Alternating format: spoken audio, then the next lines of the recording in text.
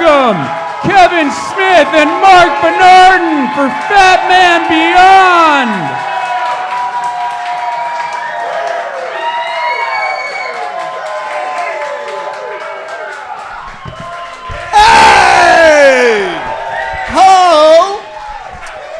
Welcome to FatMan Beyond. I'm Kevin Smith. I'm Marc Bernardin. Hey! Ho! Los Angeles, out and about and doing stuff and stuff. Very fucking cool. I can't believe there are this many people here, man. You're all fucking suicidal.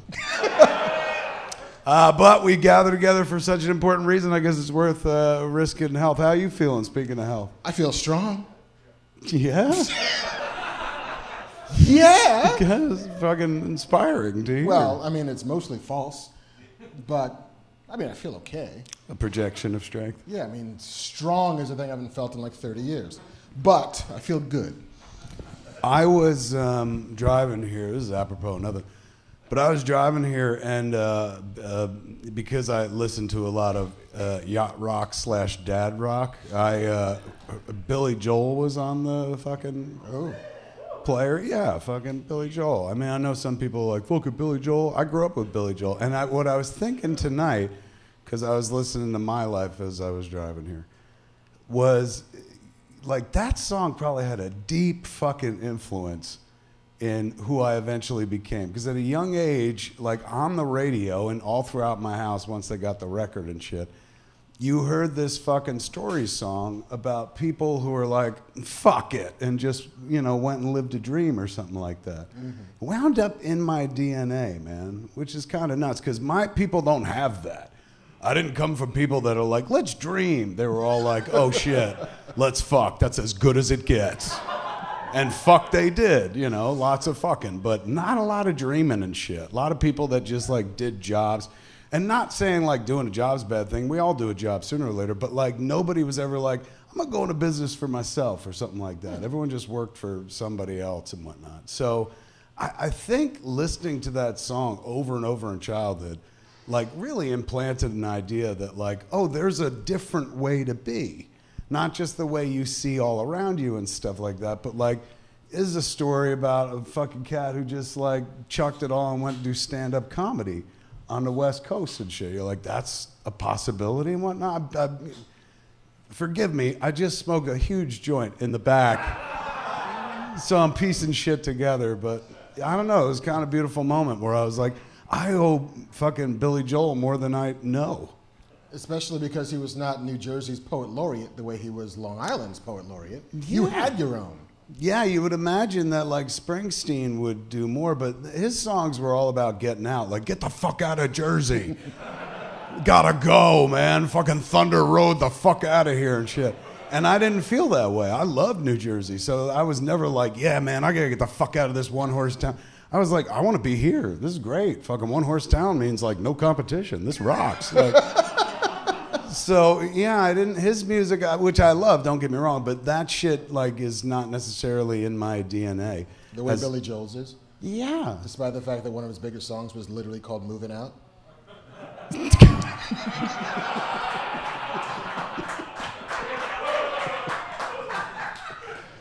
Oh my God, that was fucking like so well analyzed. And how long were you just stopped listening to me and started going through the Billy Joel fucking song catalog to be like, how can I take his joy away? Yes. Italian restaurant, I think that's the wrong one. Yeah. Downeaster Alexa, I don't know if that means anything to him. I know this is really off-brand for the show, but anyway, that's how we're getting started tonight. Oh, and you're stoned and have a weird flight of fancies off-brand for this show?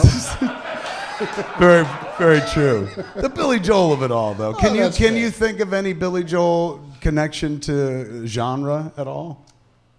Other than the video for Uptown Girl, which is a fucking fantasy? For sure.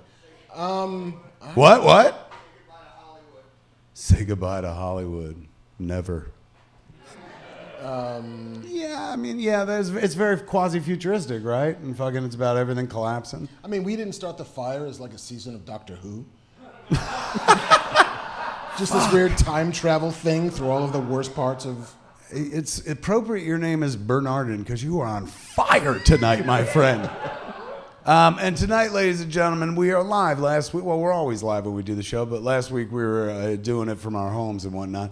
Tonight, as you can hear and probably see as they zoom the camera around from place to place, Andrew will give you shots, show you there are human beings in this place. And this place...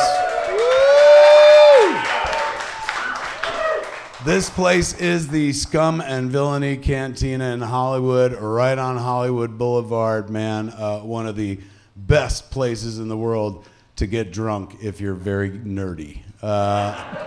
No worries here about getting into a bar fight unless that bar fight is just like Star Trek, Star Wars. And then they turn it into a musical and fucking Flashdance breaks out. And pretty impressive place, man. So if you're ever in town, come visit us right here at the Scum and Villainy Cantina. Even if we're not doing a show, they're always selling booze. Isn't that right, Banff man? Pop in and... Bam. Oh, look at him. It's JC, ladies and gentlemen, proprietor of this here cantina. Give it up for him. I actually have a funny story about that. The fuck? There was a scuffle a couple weeks back.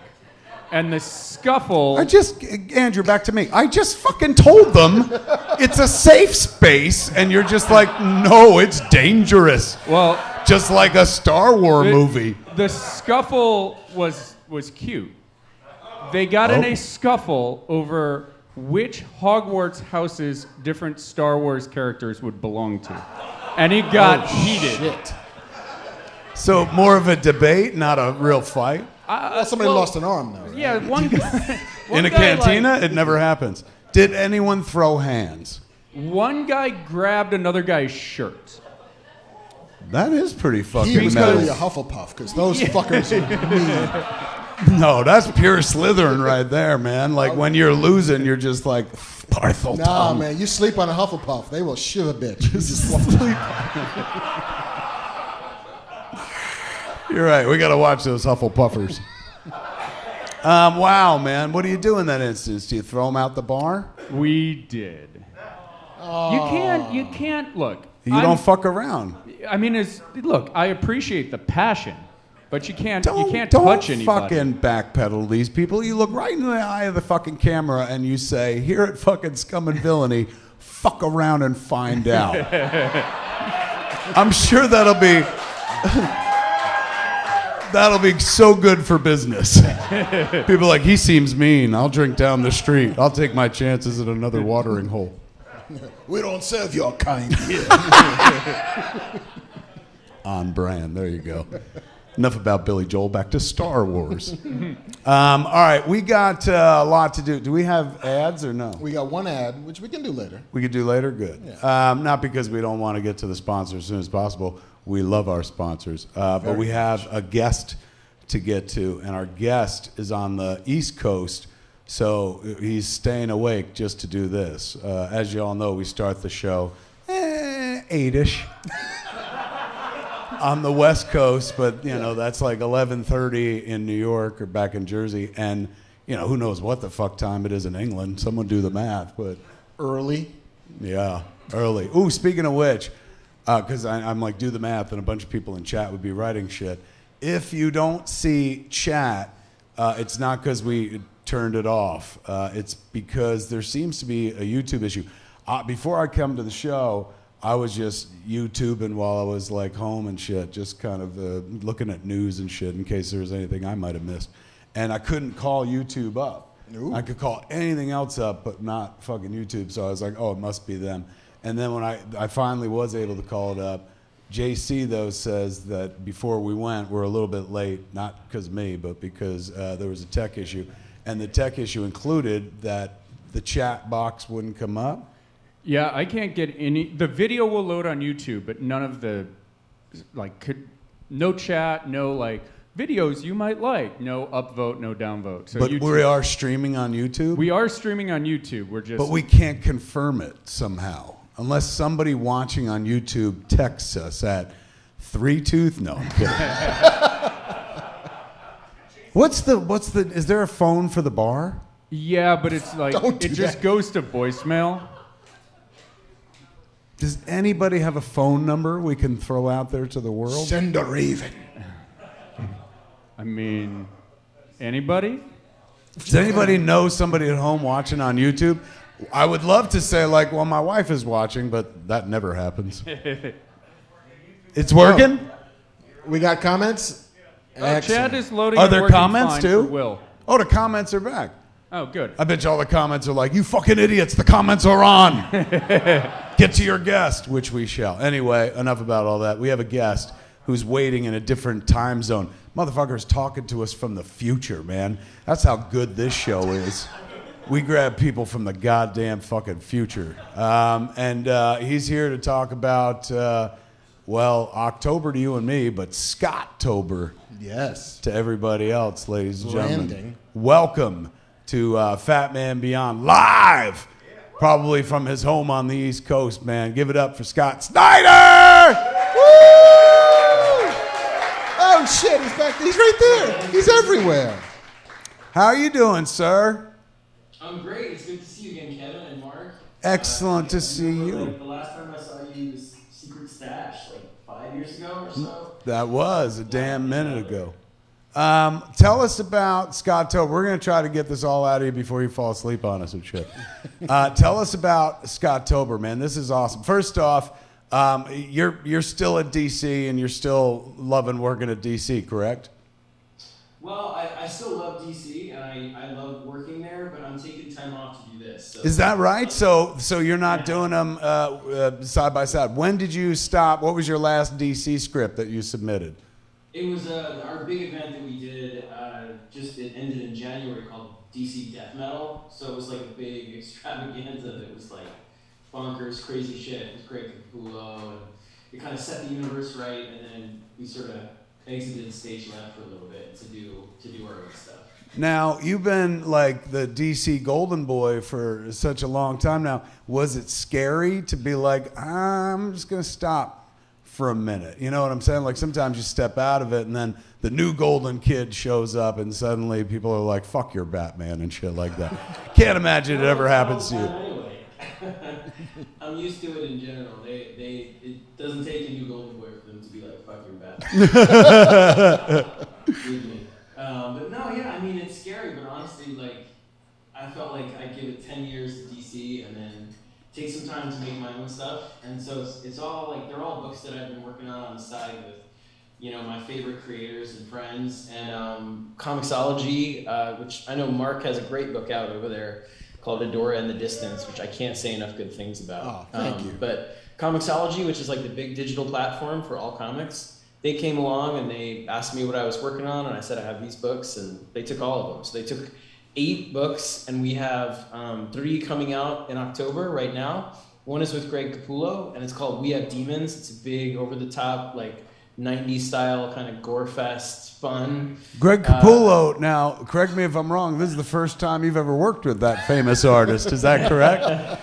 Yeah, it's our first time ever doing a creator-owned book together, which is a thrill, you know. We love doing Batman, and it was a dream job for a long time, and then doing metal and death metal and everything, but we don't own any of it, you know. So DC's always been kind to us and sent me like the Joker lawn statues and the you know, the masks and everything, and but to have something that's ours it's a whole other thrill, as I'm sure you guys know, you know. Is there like, you know, you've been working so long over at DC. Is there anything, most of the stuff you were playing with their toys, but you brought a lot to it. Both of you brought a lot to the table as well. Are there any concepts or characters that you're ever like, fuck, I wish I'd saved that for me? Oh, yeah. I mean, it's more like there's so many things I'd still love to do, you know? I mean, there's so many characters I'd love to write, you know, Green Lantern and Aquaman and all that kind of stuff. But, yeah, it really was just a matter of, like, the pandemic putting things in perspective and being like, you're getting older and you want to try your own stuff for a bit. So, yeah, we got 8 books coming out over 2 years, and they sort of span the whole range from, like, big summer blockbuster stuff to smaller, real dark horror, westerns, everything. So, yeah, we're real excited about it and thrilled. And they gave it a name as shameless as Scott-tober, and I was like, you know what? You live once. I'll invite my parents to the party. Let's do it. And I just sort of leaned in. I was like, I was a juggling bear on a unicycle for DC because I love the stuff we did there. I might as well be one for myself. Fuck yeah, man! Goddamn, you're the captain of your own ship at this point. Well done. The when you launched the books, you just mentioned 2 years. So is this you going all in on creator-owned stuff solely for 2 years? Like you're not going to work anyplace else? Pretty much. I mean, I gave it 1 year, but it's been going well, and I feel like, I'd like to keep it up for another year. I mean, we've got like this book Noctera over at Image that's like, a darkness envelops the earth and changes everybody into monsters, and then we have Demons and Clear, which is out today, this sci-fi thriller, all of these different things. And I don't know, once I started doing it for myself, it feels so liberating, and all these things that you realize you didn't see were stressing you out, you suddenly realize were taking up so much of your energy that I'm sure it's the same way for a lot of people. Like, you come out of the pandemic and you just reevaluate. And you're like, you know what? I want to be more my own person, do more of my own thing. And I love Marvel, I love DC. I'm sure I have like plenty of stories in my head for DC characters and Marvel characters, from Punisher to Wolverine to everybody. But it was like, take this time, see if it works. And so far it's been going really well. I feel really lucky. I mean, you probably had like the keys to the comic kingdom were yours. You could have taken these books anywhere. Why Comixology? Why were they the right home for these? What an excellent fucking question, man. That's a great fucking question. God, your questions are so good. You could have fucking literally gone anywhere. Fucking thrown your Scott Snyder, son of Zac Snyder, dick on a table and shit and been like, this is where I want to do my job. And they'd be like, oh my God, come in. Why Comixology? And what's the setup there? Are there digital? Is there ever a paper edition? There is, yeah. And dude, I get the Zac Snyder thing, like every day to this day, I get like everyone thinks I'm Zac Snyder all the time. Like, you just give in and you're like, this is why I did that in Justice League. Do you take a lot of shit for the Snyder cut? I do, but I like fight back a lot of the time. I just make shit up, where you're like, well, I made that creative decision because blah, blah, blah, Kryptonians should kill people like that and whatever. And Are you sure you left DC? Are you sure you left DC and they didn't ask you to fucking leave? I know, right? I know. No, they've been they're great. And I love the people over there. And we just had this big Comixology party and half of them came. So it was fun. Like we're all friends, Marvel, DC, all that rivalry is bullshit. I mean, you don't get into comics to make money or to be competitive assholes. I mean, you just get into it because you love this weird medium. But Comixology, like your question, Mark, I'm really glad you asked. Like, it really was, during the pandemic, I had planned on putting out the books at different places, and some, most of them in print, some of them digital first, and I was going to experiment with them. But what I realized was that one of the things that was scary during the pandemic, when everything shut down in the comic industry like everywhere else, was the spookiness of how closed it really seemed like that it might not open on the other side because of all these systemic problems with shipping and with distribution and speculation, all these things that are, rabbit holes to go down for a talk like this. But what it made me think about was just the way my kids consume entertainment, the way so many industries have kind of moved forward to do browsing through digital. You buy physical for collectible. You know what I mean? And how many fields like indie books, for example, are having this big boom right now because people rediscovered reading digitally, Audible, that, and then they go and want the book. My comic store here, Fourth World, I've been going to before I broke in, they're having a banner year. And a lot of it is people that read online and then come in to buy the physical.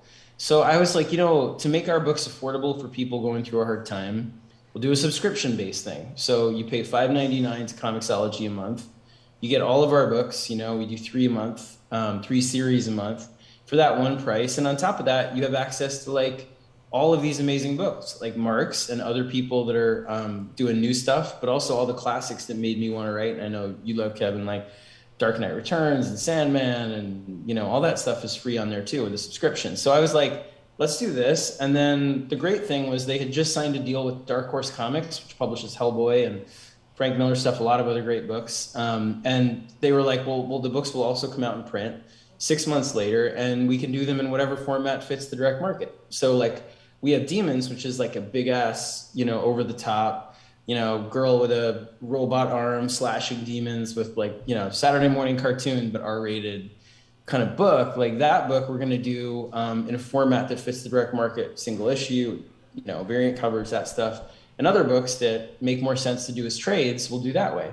So again, the whole thing was about like, how do we do something that says, let's keep the books affordable. Let's show the ways that print and digital can work together as opposed to being competitive. Because again, not to go down such a geek rabbit hole with it, but I really believe that one of the things holding the comics industry back is that digital has been kind of held to this position where everything has to be the same price, the same content, released on the same day, all of that stuff, as opposed to being like a cheaper, more immersive version that then you go to the store and buy for the bigger collectible experience. So anyway, that's my thinking, and that's why I went to all the co-creators on the books, Greg Capullo and Francis Manipal and Jock and everybody, and I'm like, what do you guys think? And they all sort of felt the same way I did, so we went with it. And we still have books in the direct market straight, like Noctera and Undiscovered Country, but we felt like this was a way of saying to people, the books are affordable and you can fall in love with comics all over again by getting a subscription. And also you can go get them in the store and hopefully it'll get you thinking about ways of falling in love with comics all over again in both formats. Fucking beautiful, man. Give it up for Scott. So well put. Scott, how many books are out already?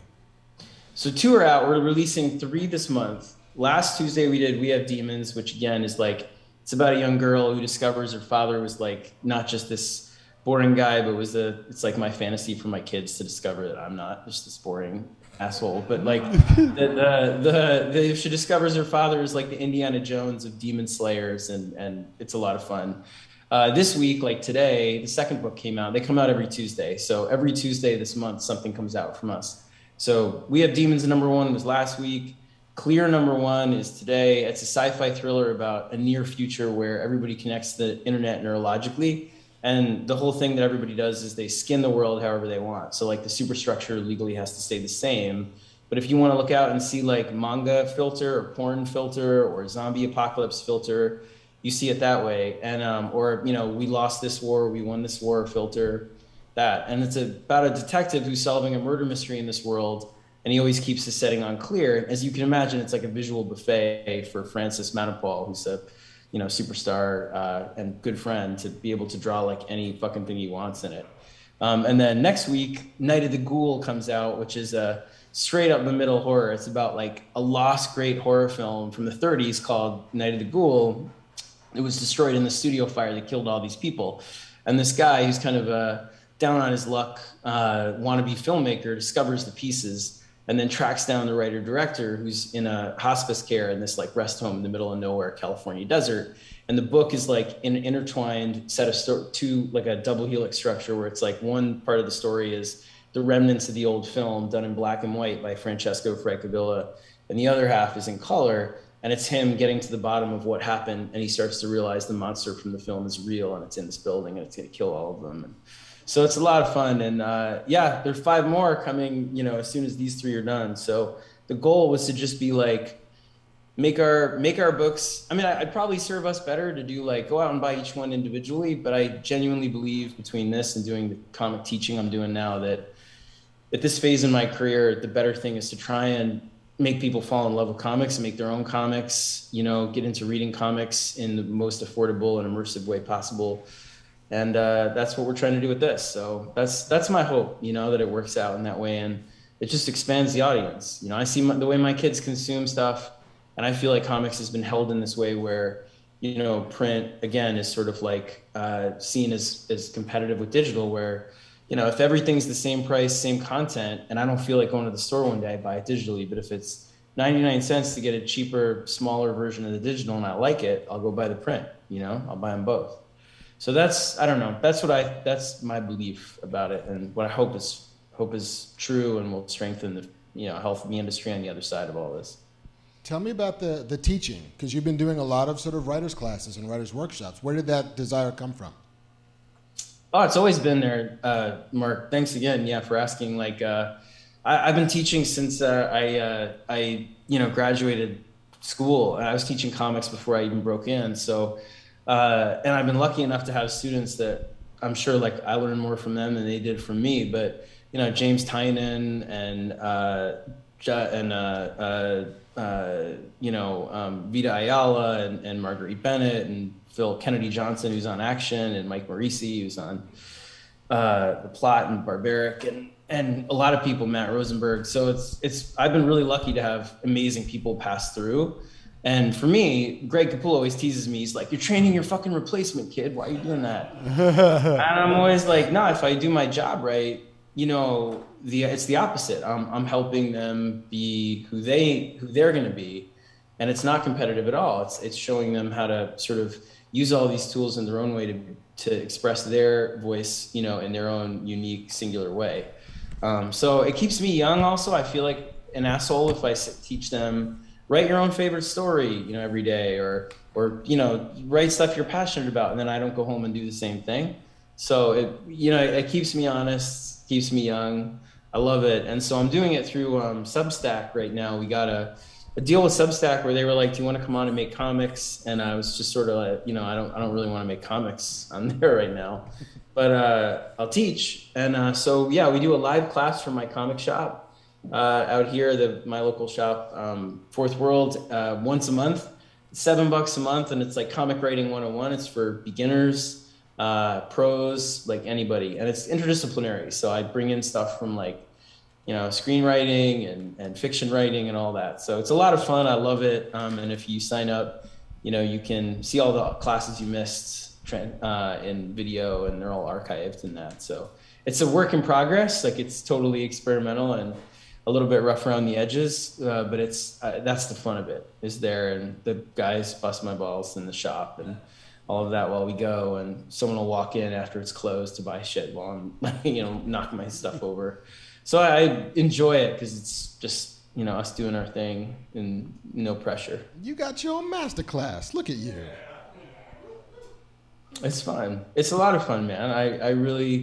I love it. I mean, I really feel like it's been inspiring in a dark time to see so many people fall in love with their geek, you know, childhood loves all over again.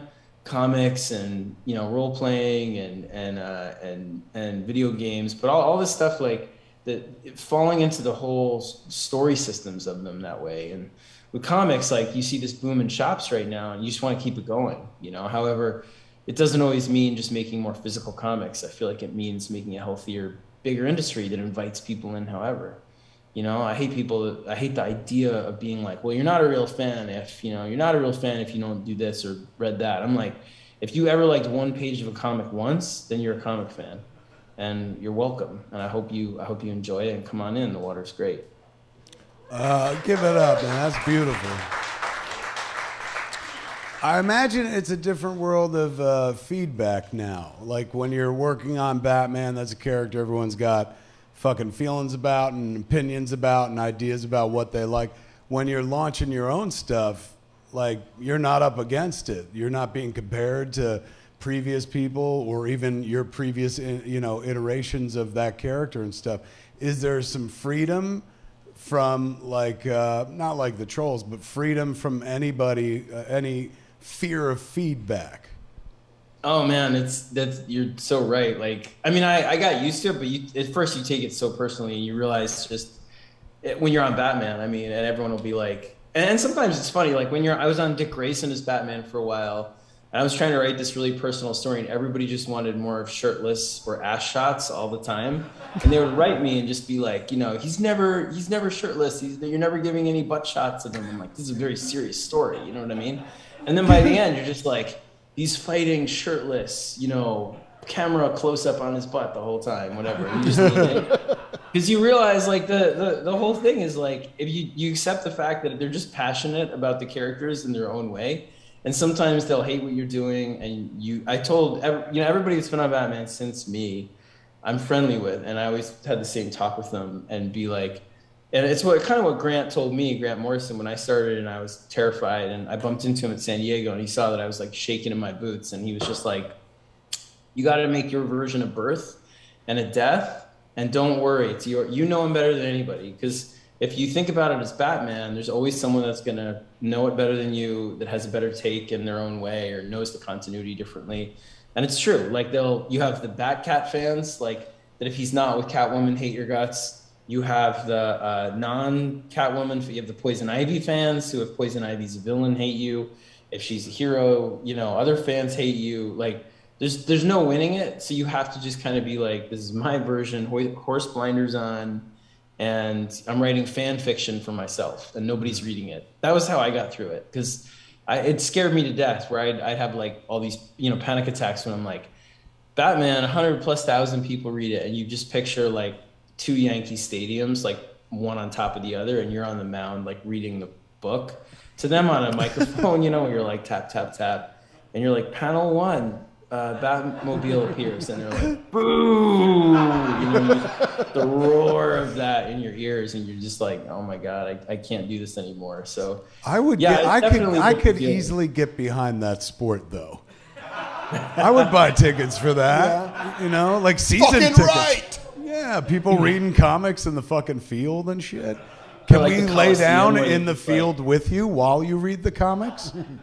You know, like at the end, like the Emperor Coliseum thing. Yeah, no, totally. It's a great feeling doing this on your own, because you know the characters better than anybody because you made them up, you know, and it's a different thing. I mean, it's such an honor and a thrill to write characters like Batman or Wonder Woman and Superman, and I love it, and I want to do it more, but doing something that's totally yours and inviting people in and seeing them show up, there's a different joy to that, because it's, you know, it's just a pure connection where they're not coming because of the legacy, they're not coming because there's 70 or 80 years of mythology for them to choose, or they have a favorite villain, or, you know, whatever it is. They're just coming to see with you what you're building, and that fan connection is like, you know, something really magical, not to sound corny, but it's true. It's very true. Think about it, man. Like, when you met the audience, you met because of Batman. But now the audience for the Comixology work, they're there for you. They're not there for 80 years of continuity. They're like,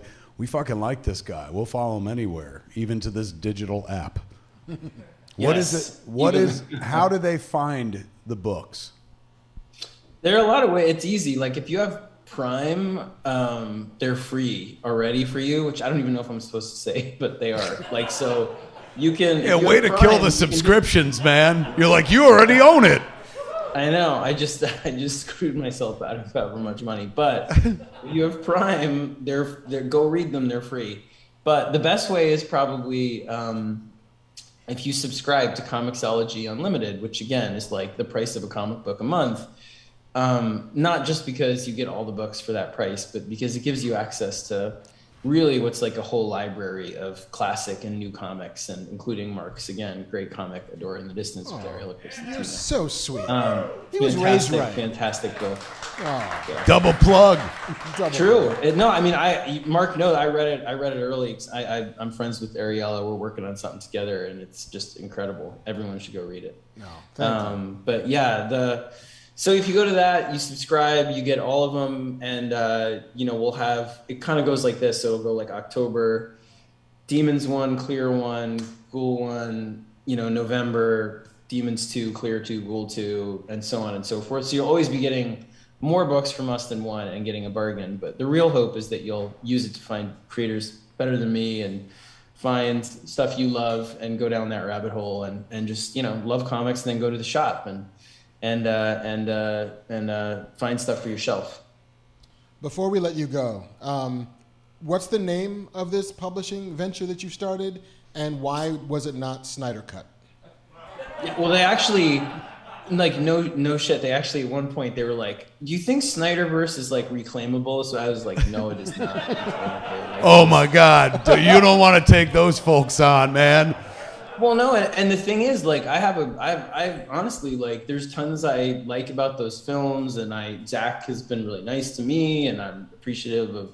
I have no bones with Snyder, you know, fans in that way, but it's just like I've been intertwined with him for so many years of being confused for him, and then I was like, oh, he's my son. Oh no, he's my dad. Oh no, he's my brother. He's my mom, whatever. Like, it's always just this, you know, confusion.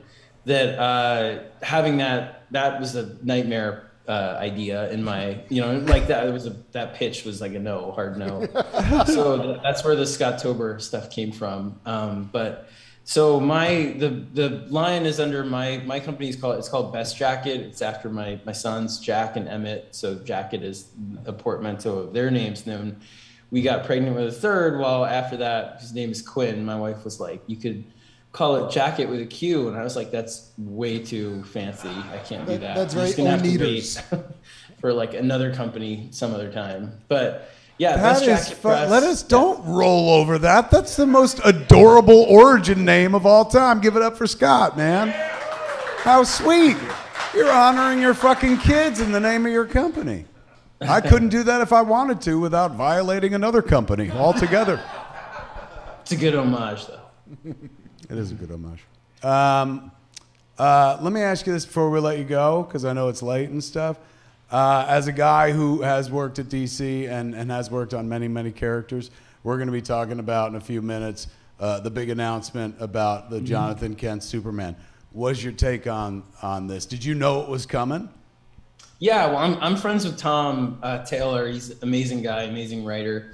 Yeah, I mean, my feeling is really the same as his, which is that, John Kent is a new character, needs, a new, I think, he's built from the ground up to be a new kind of Superman for a new generation. And I think, having a Superman who reflects more people can kind of identify with in different ways is a great thing. I'm proud of DC and of everybody there for, I think, expanding what that S-Shield stands for on multiple characters, in that way. Like, everybody can have the Superman that they see themselves in that way too. And I think that it's a nice thing. And Tom, and the other thing is, like, I know that Tom as a writer is going to tell an amazing story. That guy is like one of the best guys in comics, and I love his stuff, like right to left, on his own, his indie stuff, Seven Secrets, to his DC stuff. So I'm confident that any story he tells is going to be great. So I know he'll earn it and make it amazing. Beautifully put. Well answered.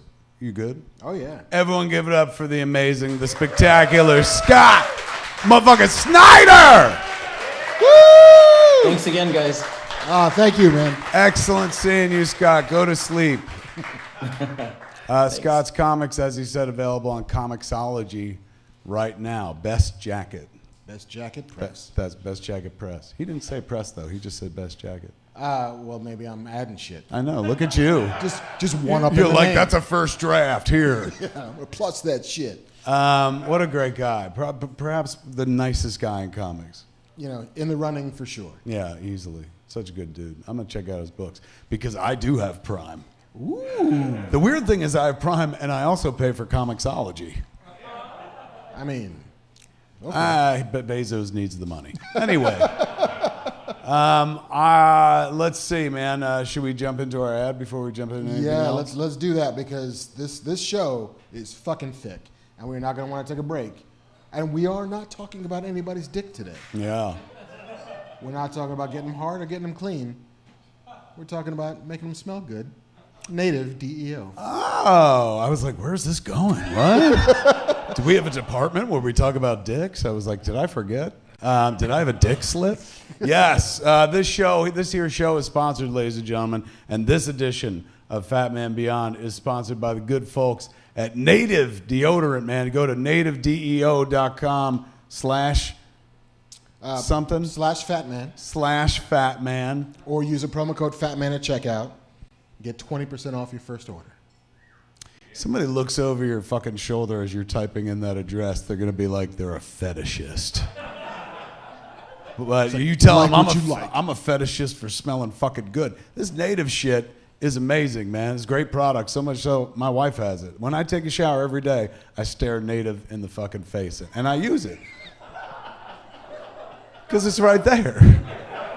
I'm a bar soap man, though. Like, my wife is a body wash lady. Mm-hmm.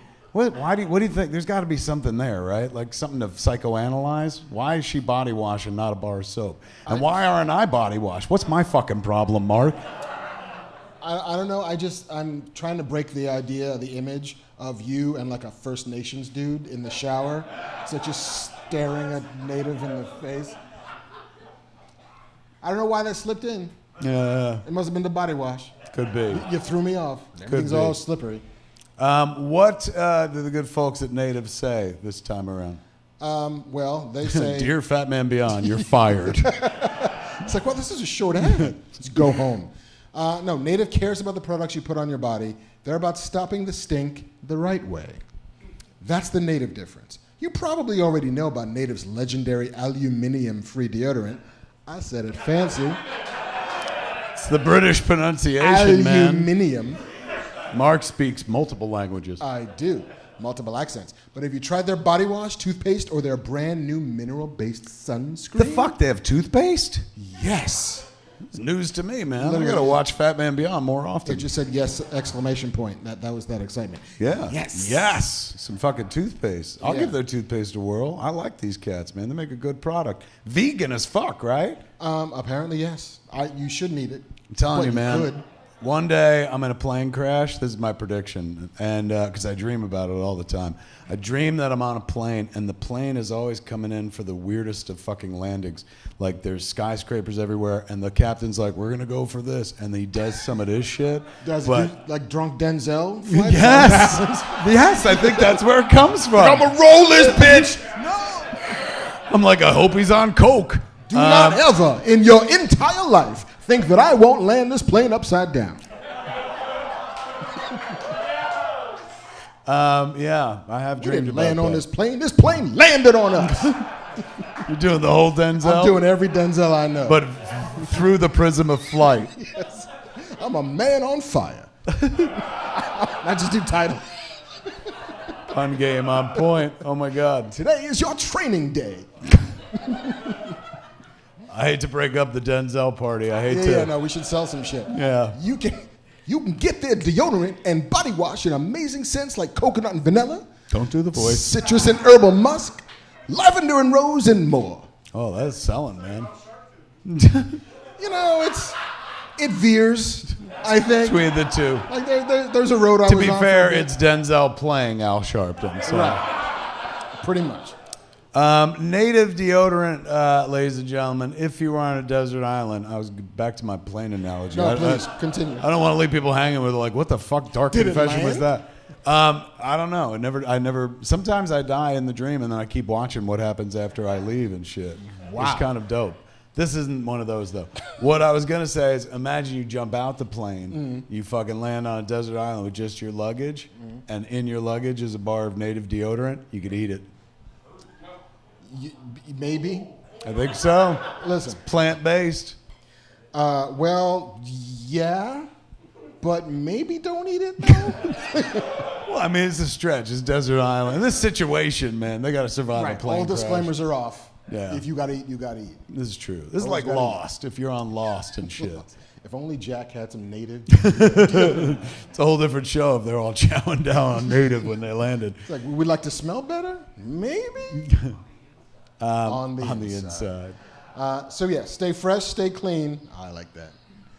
With Native by going to nativedeo.com/fatman or use promo code fatman at checkout. Get 20% off your first order. That's nativedeo.com/fatman or use promo code fatman at checkout for 20% off your first order. Silky voice. Fucking slow that shit down. Yeah, really, you did. Soft and warm, the quiet storm. Give it up for the fucking folks at Native, man. We thank the good folks at Native for sponsoring Fat Man Beyond many, many times. Good Lord, man. They've done it a bunch. They must think we stink. Yeah, we have a stinky audience, I guess. They're always buying the Native. All right, where do we go first? Into the news? We saw a movie. That's right. Before we We've even go to seen the lots news. of shit since last we were here. Yeah, well, like what? Well, we both saw Dune yesterday. Yes, which we could talk about. Yes, we can talk about it in a non-spoilery way because we are still a couple weeks out. Then again, it's been a book for I was gonna 75 say, years. I think it's tough to spoil Dune, man. Well, I mean, but to be, there are also All some right, people who've never seen it. spoilers. Sting is not in this one. In fact, fucking Fade isn't in it at all. Well, we haven't gotten there yet. Is that right? So what, did David Lynch cram him into the other Dune? I mean, David Lynch's 1984 Dune is the whole first book. And spoilers, maybe, this is not the whole first book. Because Denis Villeneuve... I think it's been well covered all over Denis Villeneuve has the gone on record saying he hopes he gets to make a part 2 because this very much ends on a what happens next? Tune in next time. Same sand time, same sand place. This movie is out overseas, correct? It's out overseas. It drops on the 22nd on HBO Max and in theaters. We saw it in a 40X theater, thanks to our good friend Deacon, man. Brett Deacon let us come watch the show in 40X, and I'll tell you, it heightened the experience for me. There's a lot of flying in the movie, and fucking the chairs were like this the whole time. It was kind of dope. And then for the battles, it was, chaotic. It's a very windy movie. Very much so. There's a lot of rain scenes in the movie, and so like there's chairs on the button that says water, yes or no. And I chose yes, and I was regretting it because I got fucking soaked watching fucking Dune. I was trying to push it off in the middle of it, but it was too late. It's just happened in your face. If it rains on screen and you're watching in 40X, which I fully recommend, not just because it was a great experience for us, but it's a fun way to watch the movie. Especially a movie which some of us have seen before. A different iteration. Not that they're the same fucking movie, but they are based on the same source material. So it's tough to say, like, we're going to spoil it.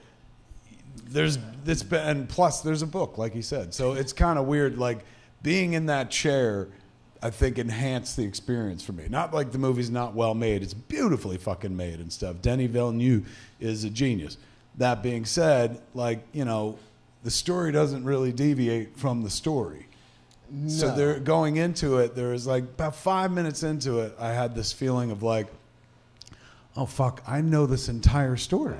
Like, and I knew that going in, but now I was like fully cognizant of it. I'm like, what? I'm like, fuck. And even no matter how, well it's done, like there was also a TV miniseries and shit. So I was like, am I gonna? And then the fucking chair started whipping me around and blowing me, and I was like, this is the best. So I had a great fucking time, like, with that version of the screening. I'm sure I would have enjoyed it at home, but it enhanced the screening experience. And it's a big movie, so like I don't want to be that dude who's like, you need to go see this in a theater, but it helps because it's huge. Yeah, it is pretty massive. Pretty gorgeous. We've seen him do versions of space before, Blade Runner, Arrival, and this is him doing the story he's always wanted to do, apparently. He's a big fucking Dune fan going back, and he has respect for Lynch's version, but he's like, I think there's a way to do it that's just different, and I don't know if he's right, because it's beautiful, insanely well made, but like, again, you said it best. Why don't you go first? Well, it's like... And again, I love the movie. Fucking unqualified rave. Absolutely love it. But it's a movie that we've seen before based on a book that's been around for a while. Right. It's like you love a song, and then you've heard like 3 or 4 different covers of that song. And each one of those covers adds something different to it, and there's a different shade and whatever. It's like all on the Watchtower. Oh, I love Jimmy's version of it, but Bob Dylan's ain't bad either. And then fucking Stevie Ray Vaughan did one. Like, everybody had their take on it. And so it's another cover of a song that I love. And it makes some interesting choices. Like, the David Lynch cover had a lot of spoken word in it. Like, there's a lot of voiceover in that one. Which was a conceit of the book, right? Right. The book has a lot of internal monologue, which every other filmmaker is like, I don't know how you fucking do this. This is a lot of people just talking to themselves. David Lynch was like, fuck it, they're going to talk to themselves. And that's it. It was like one of the most memorable and enjoyable aspects of that movie. That never bugged me. I always thought that was kind of dope. Probably because I'm a comic book person, so I'm used to the internal monologue. But I thought it was like well represented at the time, particularly. And going into this, I'm like, well, like, will they do that? Is there a need to do that? And they did not do that, and it would have been cool if they did do it. They repurposed some of those lines in dialogue and subtitles or whatever. And doing some sign language But at least stuff. 3 or 4 times he leaned over to me. It's like, my son lives. Like he just starts like adding the parts that were internal narration. Based on the old Dune and shit. Lady Jessica walks in after the Benny Gesserit mother test Paul with the box. And in David Lynch's Dune, like, it's very dramatic, where she comes in the room and you hear her thoughts, and she goes, "My son lives." So when that moment happened in this movie and there was dead silence, I leaned over to Margot. I was like, "My son lives." And that I was laughing in a movie that does not invite laughter. Thank God it was a private screening. It was us. It was a Warner Brothers security guy who was really fucking cool and had some great inside stories and shit. And also Brett Deacon was there. So it's not like we disturbed anybody, but you know, there were a few moments where you missed that voiceover, I'd say. But it didn't ruin the movie by any stretch of the imagination. It was a choice. And, you know, he made probably the smart, safe commercial choice of like, let's not do the crazy voiceover shit. But I kind of missed the crazy voiceover shit. Like, it worked for me. I mean, say what one will about the David Lynch version. He went for everything. He did. Like, as far as he could push it, he pushed it. Fucking all the internal dialogue, yes. Let me show you this vagina creature that's going to bend space and time, yes. Like, everybody's high on drugs, yes. Fucking why is Sting not wearing any clothes, yes. Like, all of that is in there. Like, he just fucking went for it. And Denis Villeneuve... You make me want to watch that Dune again, man. I mean, you should. It's great. It is. But Denis Villeneuve is not that guy, and so he's a little bit more reserved. He's more Kubrick than that. So it's very... I'm not going to say placid as a negative, but it's beautiful and stately, and everything is just wide and gorgeous and heavy. Like, he built a lot of fucking shit for this movie, and it shows, and it's gorgeous, but it doesn't have that, like, we're just fucking going for it. It's the restraint of a storyteller trying to tame something, as opposed to just riding this fucking beast wild like David Lynch did. Yeah. And that's not a negative. I'm not saying that in any way is a pejorative. Agreed. It's just a different take. Yeah, I thought the movie was beautiful. I enjoyed every minute of it. As previously reported elsewhere, and we mentioned it here, it just kind of stops, you know, in that Lord of the Ringsian kind of like, let's start walking way. And, you know, nothing wrong with that, I guess, but like the David Lynch version of Dune that I was accustomed to at least has some sense of closure. Depending on which version you watch, it's, you know, fucking haphazardly kind of laid together to be like, all this shit happened too. But at least there's a sense of like, oh, you know, fucking the good guys won, I think. Yeah. Whereas in this version, there's no, like, there's a fight in the third act that closes the movie, but it's not like a gigantic space battle. It's a very kind of personal one-on-one that's like more sad than anything else. You don't feel like victorious. It's not like you're like, oh fuck, man. You don't leave the movie going like, fuck yeah, Paul Atreides. You're like, oh, that poor son of a bitch, man. That poor emo kid. Like, fuck. Paul Atreides. Can't wait to see him be Willy Wonka because he's so sad. I thought he was wonderful. That was a kid that, like, you know, I love Kyle MacLachlan's performance and stuff, so I didn't really think going into this, like, oh, fucking Timothée Chalamet, who the entire world seems to absolutely adore. I thought he was wonderful. I thought he was a great Paul Atreides. He's slight. Is Paul Atreides supposed to be big? Not especially big or small, but, like, he takes off his shirt, and you're like, oh, you should eat something. If you're going to conquer space and time, maybe have a cheeseburger for the road. The Kwisatz Haderach is built like a 12-year-old boy. That wasn't in the prophecies. Oh, well. The Kwisatz Twinkerat. Twinkerat. Beautifully cast, beautifully made.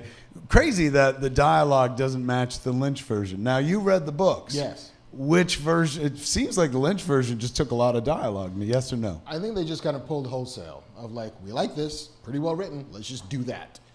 Whereas Denny and his co-writer they seemed to craft all new shit. Yeah, I mean, the scenes were all the same scenes. Like, they embroidered a bit here and there, and there are some lines that do sort of work their way around to being what was in the book, but it's a cover version that has a lot more kind of less guitar solo and more kind of mournful feelings about shit. It's like a slow build. It's like In the Air Tonight before you get to the drum break. Sure, that's what fucking Warner Brothers Yeah, wants put that to shit on a wants to poster. put on a poster. They're like, it's kind of like Phil Collins In the Air Tonight, which we all really like. That is an interesting thought. Where's he going with this? Oh shit, he stopped before it was good.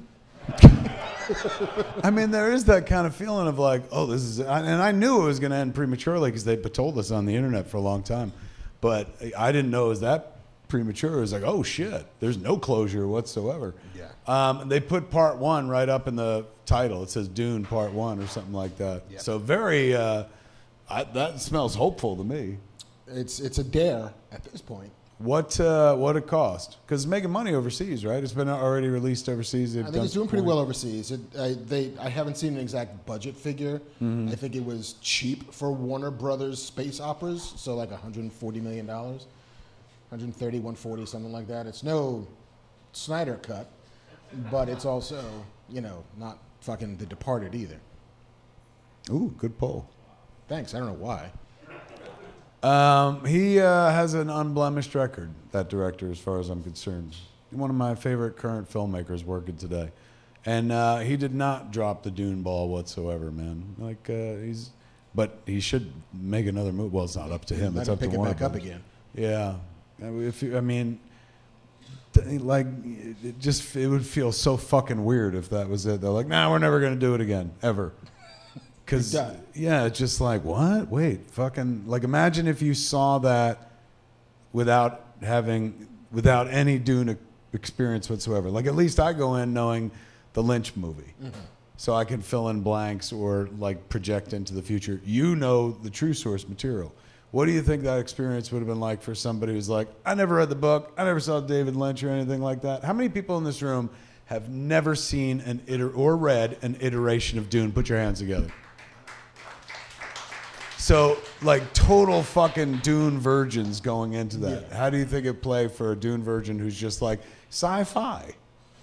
I hope well. I feel like you guys should all come back, like, on the 29th of October, whenever we do the post-Dune Opens show. Mm-hmm. Like, what'd you think? Like, how did it work? Because it was so hard for me to know how to read that, which is if I knew nothing about this. Like, I remember going to see Lord of the Rings with my wife, who had never read the books, and you get to the end of Fellowship, and she literally would, if there was a table in that theater, she would have flipped it. It's like, what the fuck is this? I gave you 3 hours and you didn't even fucking get there? Garbage. And like, there would. And you're like, I've heard that in the bedroom many times. Just the wrap it up button. Wrap it up. To be fair, wrap it up after 3 hours is, I mean, you've been working at it. Yeah, really. It is not for lack of effort. Shit, anything stops being fun after 3 hours. Except Ted Lasso. Oh, sweet Ted Lasso. Season finale was wonderful. Anyway, back to what you were talking about. So, I don't know. I'm curious. I'm very curious to know if a newbie audience coming to it with fresh eyes gets what they're looking for. I did because I know the song and I like the song. After it opens, we'll have to reconvene the Council of Glorfindel and have a conversation. This is what, and this has nothing to do with the movie itself, which again, I really, really did enjoy a lot. That was I've fucking watched the David Lynch version many, many times, and that's not an exaggeration. I've not read the book, but I felt like I was fairly familiar going in. Maybe it's because there's no voiceover in this. Mm-hmm. Maybe it's because, it's a very subdued take compared to Lynch's, very almost indie film fucking take on the source material. Whereas his was like indie film sensibility and Denis is like art film sensibility. This was the first time, though, that I was sitting there going like, fuck, man, like I love that fucking they set it on a desert planet, and when this fucker uses a voice on a person, it makes them do what they want, and this boy is gonna fucking become the savior, man, and fucking stop evil in the galaxy. Fuck, this is Star Wars. And then, I realized, wait, fuck, Star Wars is Dune, because they went first, right? Yeah, Dune was a book in the 60s. I mean, does George Lucas owe Frank Herbert like a check? Like, think about it. A lot of the concepts we love from Star Wars come directly from fucking Dune. Yeah. I mean, there's the crate dragon skeleton in like the 5th shot of Star Wars. That is indicating there are worms there are under the giant ground. worms on Tatooine. On a sandy planet. Fancy that. And, you know, fucking like the boy who would be king, the savior story, all of it. Like, just, you know, I mean, changed just enough. You know, it's obviously not, like, this is the, Dune is the kind of Bible version of the story. And Star Wars is the fucking movie, pop culture version, you know, like fucking pew pew. Like, it was almost like he was like, what if we made Dune but left all the boring parts out? You know, and really boiled it down to like who the good guys are and the bad guys are and make it real fucking clear. Because as you watch Dune, you're like, yeah, as I've always known them, the Harkonnens, or as they call them now, the Harkonnens. Which I guess is the correct pronunciation? You know, tomato. I guess. They're, you know, ostensibly the bad guys, but they're not the bad guys. Somebody else is pulling strings, and you don't even meet that fucker. No, yeah. The Emperor. Who's literally called the Emperor. Oh, my God! I mean, like with all due respect to my entire childhood hero, but like, it's pretty fucking shameless, man. I mean, the good ones borrow and the great ones steal. I guess. Wow, man. Wow. I'm like, there's some sort of film out there that compares this and demands justice. I mean, like, can't we get the fucking Snyderverse kids behind this, just to get George Lucas to admit, like, yeah, I stole it from Dune. But I gave all the money away, so fuck yous. Didn't he give all the money away? Not all of it, because he's not going to be the fucking dukes like living in the side of the road like begging for change. Maybe that's why he gave the money away. The Frank Herbert estate was finally on to him and shit. He's like, we gotta get rid of this fucking Dune money quick. Well, you've got a post-Clerks 3 project now, is make a movie analyzing the 2 films. I'm not smart enough. You would need to do that sort of thing. I'll finance it. You do that. Okay, done. We'll do it as a YouTube video. It'll be very inexpensive. There we go. Better. 8 minutes long. Yeah, man. Like, cribbed a lot.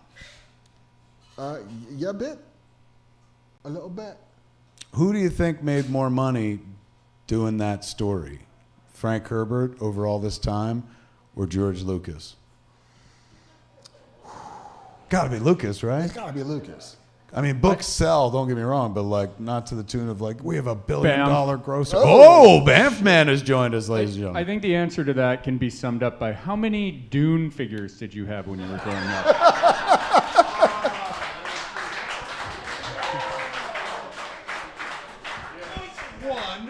One, and it was the Baron Harkonnen, to answer your question, because I fucking support fat guys in action figures.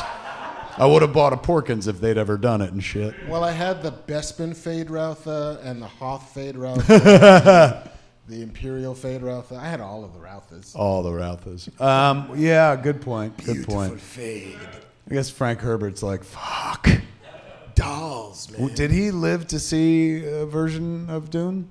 I don't know. Was he around for the David Lynch version? I'm not sure.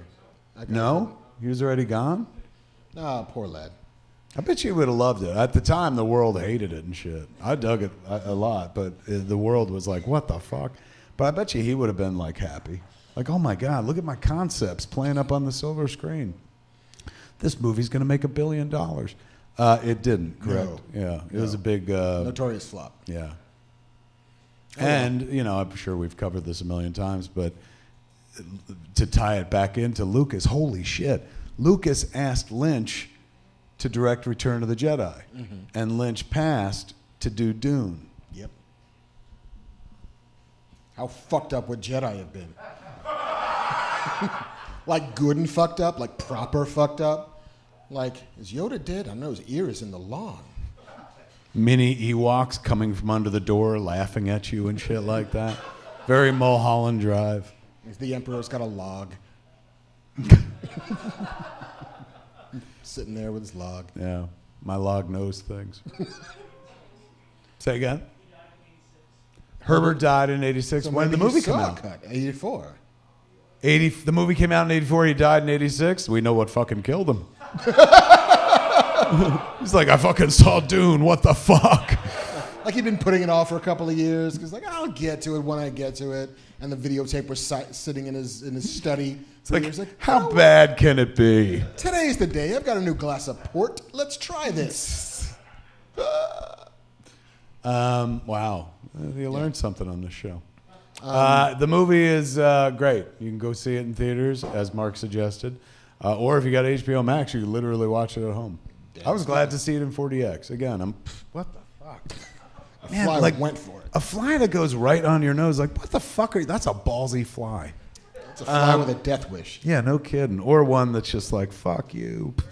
Wear a mask. Excellent point.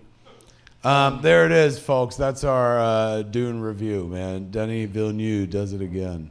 A couple quick hit reviews. I saw the new Bond movie.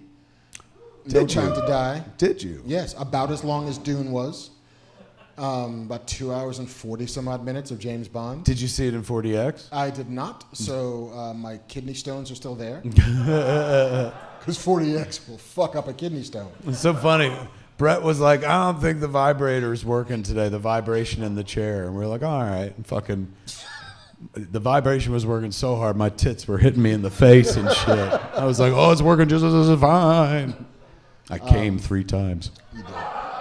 I really dug this Bond. I mean, I know that there's... Do you have to watch all the other Daniel Craig Bonds to understand this? Did they Marvelize that shit? You don't need to watch them all. It helps if you had seen Casino Royale, his first Bond, and then Spectre, his second to last Bond, simply because there's telling a love story, and those two include his Auger d'amour. But not in Skyfall? No. But the action is fucking great. Daniel Craig is leaving it all on the field. The villain's plan doesn't make any sense, but you could count on one hand the number of Bond villain plans that make sense. Yeah. It's less like, he's colorful. It doesn't have to be smart. I mean, Le Chiffre was the smartest one, and his was about, like, poker and money laundering. Like, oh, I get it. Well, Moonraker dude was stealing a moon? I think, maybe. Like Chairface Chippendale, he wanted to write his name on the moon. And he just got to cha. Yeah. Oh, well remembered, man. So yes, if you're a Bond fan at all, I would recommend it. Bennett. This is the last one, right, for him? The last one for him, and probably the last one for a while. I'm done. Really? Well, they got to cast the new guy, who they haven't announced yet, but there's going to be a new person. It will probably be a man because they're pussies. How ironic. How ironic. So yeah, it's gonna be a beat. The What If season finale we hadn't talked about. Did we not talk about that on the home show? No, we didn't. Fucking phenomenal. Are you sure? I thought I talked about it. It was a someplace. Tuesday, and it aired on a Wednesday. Is that right? Yeah. Good point. We're always a day by. I watched that shit at 3 a.m, man, bawled my eyes out. It was fucking fantastic. They stuck the landing on that show. It was such wonderful writing, such imaginative storylines, and you know, kind of bringing it all together. I'm supposed to be a writer. I didn't see that shit coming, even though there was a trailer that indicated he was going to bring them all together. I was like, no, I can't believe they do that. And fucking bam, they did it. I was like, oh my God, they have a fucking team. Never saw that coming. It was so good. Was a little confused because I was like, did I miss the Gamora episode? But I guess they're going to do that next season, I read.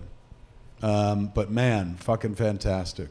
You? I really dug it because, and it seems my pattern now with these Marvel shows is I kind of like them at the top. I lose a little faith in the middle, and then they bring me back at the end. Because as long as you end well, that's what matters the most. Start good and end well. The middle can sag. That's when people go for popcorn, take a shit, stuff like that. But the last thing they see when they leave the theater has to be some fucking magic if you hope that they're going to tell people to come on back. Like that's the impression, the lasting impression you walk out with is the third act. Yeah, and so I like that it stopped being an anthology and started being another thing. Watching the fucking Watcher stop watching was fucking badass. I know, he stopped cucking out and he got in on the sex and shit. He's like, I can fuck too. It was dope, man. We saw him fight in the episode before, but it was cool where he's like, you've been chosen and shit. Brought the team together. Very, very cool. That's cool. We talked a little bit about Ted Lasso season 2 finale, but I fucking loved it. I saw on Twitter somebody said watch the movies going forward to see if they stick the watcher's eyes in the sky and stuff. Like, you know how sometimes throughout the show you would just see him in the clouds or whatever the fuck. If they did that, I would be very okay with that. See, if they also went back and retroactively added the eyes for everything on Disney Plus. See, you could tell I'm the guy that made Clerks because I go for the cheapest version possible. Mark is a visionary who's like, they can really literally update every movie on Disney Plus. You're absolutely fucking right. Oh my God, that's dope. That'd be dope. Ted Lasso. Wait a sec. Who had this book? Because Kevin Smith said. So I'm signing it to both of yous? Thank you. On to you. Yes. I know the internet, part of it was a little shitty about the second season of Ted Lasso. I personally loved it, and I love where they're going me too. With Nate. Everybody caught up on Ted Lasso? The Dark Nate returns. After our very own. Yes. What did you think of that storyline?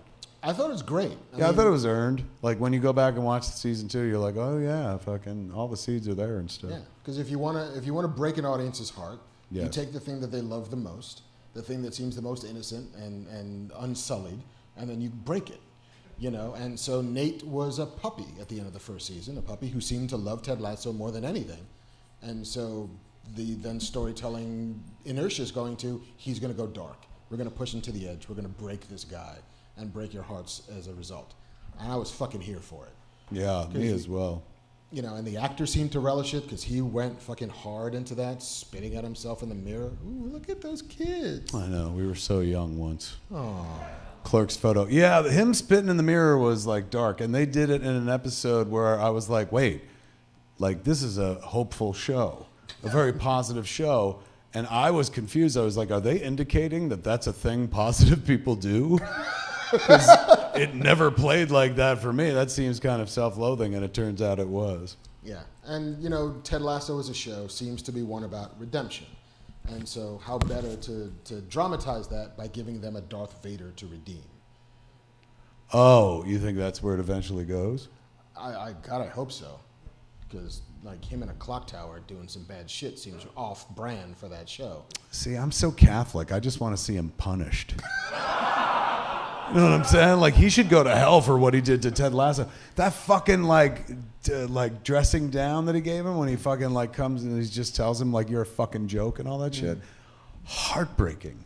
Heartbreaking, man. Any of it earned? I was sitting there the whole time talking at the TV and yelling at my wife, going like, bullshit. I was like, fucking Ted didn't deserve this. And she's like, yeah, I know, but fucking sometimes people go that way. Yeah. What did you think about his meltdown? Is there any of it that's justified? I don't feel like any of it is justified, except from the weird, twisted perspective of Nate, which is this is the version of the world he's chosen to see. And so it's a self-fulfilling prophecy. I think that I'm being held back by this guy, so everything that he does I will see as a slight and as a wound and as an attack. And so by the time we get to the end, he feels justified, even though Ted, our audience proxy, and us are like, what the fuck are you talking about? But if you watch the show again, and the actor, Nick Mohammed, put up this great thing on Twitter tracking the storyline of Nate and how he turns bad. And every instance that he feels unseen and sullied and disrespected and overlooked, and it all fucking tracks. Down to, like, one of his big things in his big speech was, I gave you a picture of you and I, and it's not on your fucking desk. I see a picture of you and Roy and a picture of you and Beard, but me and you, our picture isn't here. And the audience will remember that that picture of him and Nate is at home with Ted next to a picture of his son. Yeah, and so it's even more dear to him. But Nate never saw that. And so Nate is using that as ammunition to feel a certain way. And given his perspective, it checks out, even though he doesn't have the whole picture. To me, it feels like you got Rupert, you know, fucking spilling poison in his ear. So he's justifying it. He's fucking like literally gaslighting the fucking guy who gave him a leg up and stuff, and justifying why he's gonna make the move that he's gonna make and stuff. Honestly, the most heartbreaking moment though is seeing the shredded believe sign. Yeah. Especially after watching like the whole I'm gonna get choked up talking about. I love that fucking show so much. I was hiking around fucking the reservoir today and up at Lake Hollywood. And if you do it twice, it's like 6 miles. So I've been doing that lately. And if I'm very emotional, it's because I'm on hour 71 of a fast. So yeah, right now I'm feeling all the fucking feels. But in any event, as I was walking the reservoir today, I downloaded a few episodes just to like listen to and play like a podcast. They fucking absolutely work. It's dialogue porn. And fucking even though I'm not watching it, I still get fucking chills. I get tears. Like, it is so wonderfully fucking put together. But even that scene, like just walking around listening to that scene, I got so fucking emotional. Like, it's heartbreaking. Like the betrayal is one thing. Like finding out that Nate kind of gave Trent Krim, the Independent, the story is heartbreaking. But like, this was just so much worse. But at the same time, as a fan of the story, I was so delighted by the turn. I was like, oh, this is going to make for an excellent season 3. Because he knows fucking all of Ted's strengths and weaknesses as he coaches another team and stuff. Yeah, and love it. Absolutely love it. Speaking of emotional, I finally finished Squid Game. Oh, welcome to the rest of the I fucking know, world, like, man. A little that fucking was last late. week, bitch. I Where know. are you Oh my today? God, what the fuck? You turned me onto it, and I watched them all once I sat down. I was like, this fucking rocks. What was your final summation? I'm blown away by that show because it did not have to be as emotional as it was. You know, like it just could have been the fucking game. Agreed. It could have just been like. It could have been brutal and visceral, and that would have been enough, and clever, and that would have been enough. But there are episodes that use the games to push moral quandaries for each of these characters. Yes. That are based entirely on presupposition. Like, I think this game is going to be this, so I'm going to choose this team that will get me this. But the game is designed to take advantage of those presuppositions. To the point where, all right, you, husband and wife, need to play marbles against each other? Oh, that was so fucked up. So fucked up. And they didn't even fucking like deeply follow that storyline. They just gave you the setup and then the fucking payoff later on, which was just like, oh my God. Yeah. I mean, the whole numbers and the glass panel bridge thing of like, you have to choose what number you wear and what that means the order you're going to go, but the advantage might not be going first, but going at the last, but you run out of time if you get, like, all of the different ways those games are built to fuck with you psychologically and emotionally. I just thought it was brilliant, like, because it becomes about character, and it's not just a gimmick anymore. And the fact that it's as good as it is and didn't have to be. Yeah. Is literally just could have been like, watch us kill people. It's that entertaining, but they put soul into it. Yeah, I thought it was great. The last bit of tiny upfront news is apparently there's a date that you announced today on the internet. That's right. Yeah, we put up the artwork for by Nathan Baerch for the part 2 of Masters of the Universe Revelation. That image is not it. That was an old image from season 1. Do you not have the poster? Yeah. It's unnecessary. They can find it on the internet and shit. Oh, is that an Andrew thing? The toys. No worries. No worries. You were so fast with a Sharpie before. You can do anything you want. You could fuck up for the rest of the night, Andrew. That Sharpie move, I was like, what a ninja, man. He just dropped out of nowhere, Tom Cruise on rope style, and gave me a fucking Sharpie. It was impressive as shit. Yes, we put out an image today, and when I say we, I mean Netflix and everyone involved, that shows off, an image from the next 5, part 2 of Revelation, and more importantly, announce the date when it's going to drop on Netflix, as the kids used to say. That date is November 23rd. It's a Tuesday, I believe, right before Thanksgiving.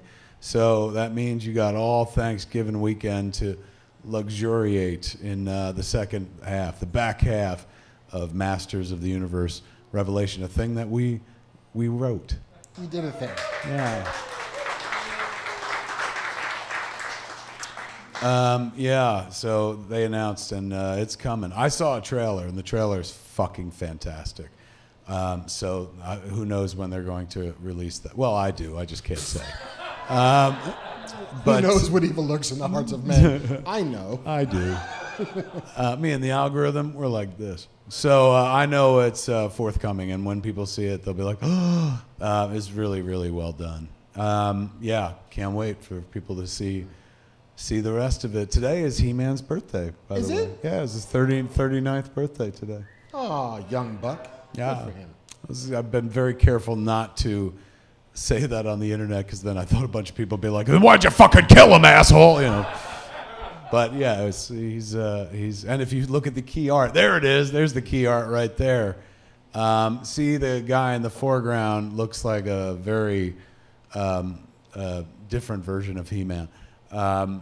They've it's kind of pre-spoiled it by putting it in the artwork, and then they also released this story today. Do you have the toy? Throw that image up, Andrew. There you go. That's the toy, which is coming out November 23rd as well. The Masters of the Universe toys for Revelation, they always sell well, but our Revelation toys sold incredibly well. This is a Savage, He-Man, and Orko 2-pack. And the idea of Savage He-Man is like what happened, and spoilers if you don't want to know this shit, but it's already out there on the toy packaging and whatnot. But the concept was, what happens if Adam calls down the power without the sword as the conduit, as something that kind of governs who he becomes? And with at one point in the show, he calls down the power without the sword and becomes the Savage He-Man. And it's kind of based on the first incarnation, the very first drawing of He-Man had a fucking battle axe in his hand, and he was much more the barbarian. So we kind of brought a flavor of that into it, and when we were making it, we were like, nobody fucking talk about it, but he's in the marketing right now, so I feel pretty good about talking about it. It's very phenomenal, so I can't wait for folks to watch the second half. Interestingly, I can't tell you anything because I for many reasons, I want to keep my jobs. But there's part of the process when you make a thing for Netflix where they have a call with you at maybe it's the 15-day mark or the 20-day mark and the 1-month mark or something, where they go through the metrics and the fucking the algorithm essentially and tell you exactly how many people fucking watched, how long they watched, which episodes they fucking watched, give you a percentage about how many people are fucking likely to come back based on. It was fucking mind-bending, like mind-bending. And again, I can't share it because it's so proprietary and whatnot. But I had a very simple question about how does, in the movie world, you make a movie for $10 million, and if it makes fucking $10 million or more at the box office, you're like, all right, we fucking got our money back. I was like, do you have that at Netflix? And they were like, yes, a version of that. And based on that, they're very happy. Again, I don't want to say shit because I get in trouble. Don't get in trouble. But it was fucking fascinating. All the information that they could give you, about the show. It was nothing that I've ever done before could I have that much data that soon in the process. It was flabbergasting, to say the least. So yeah. Based on that, I can't wait for the second half to drop, man. It's gonna be fun. But enough about that. Ready for some news?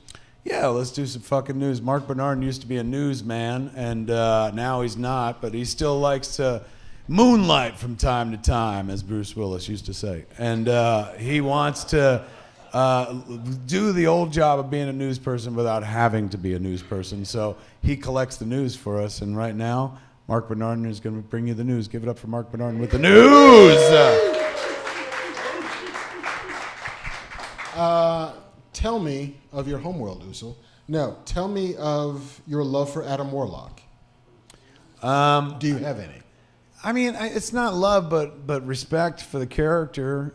You're talking about a creation of Stan Lee and Jack Kirby. That's how far Adam Warlock goes back. He's got a weird origin story that I think Jim Starlin and Roy Thomas probably improved upon later on. But in the first iteration, He's made by if I remember correctly, he's made by the Enclave. They try to come up with a perfect fucking hero to fight off these people that are attacking the Enclave and stuff.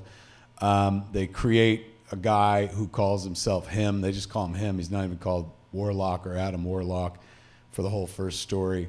Then it gets picked up later on. The character at the end of this story, he's in that pod and they launch him back into space or something like that. Years later, he got picked up by, if I remember, God, this is going deep. The High Evolutionary. Nice. Is the one that like gives him a purpose, including what they then called the Soul Gem, which would later on we would all come to know as the Soul Stone. Adam Warlock is a huge fucking part of the Infinity Gauntlet story that they based Infinity War and Endgame on. So it was weird that they did it and did it so well without one of the main characters in Infinity Gauntlet. So the High Evolutionary puts a gem in his head and gives him a purpose. The Soul Gem literally collects souls of evil. He sends him to, if I remember correctly, Counter Earth, which is kind of like Marvel's version of Earth 2. It's on the other side of the sun. It was a piece of Earth that broke off in the formation of the Earth, and it became the alternate Earth in Marvel and stuff. And so a lot of adventures with him happen on that planet. Hulk goes there at one point. They're fighting the New Men, which are like Man Beast, I think was their leader. It's very deep cuts. I know him best from Infinity Gauntlet, where he was kind of the herald of the thing. He was the one who came to warn everybody, like Thanos is coming and shit.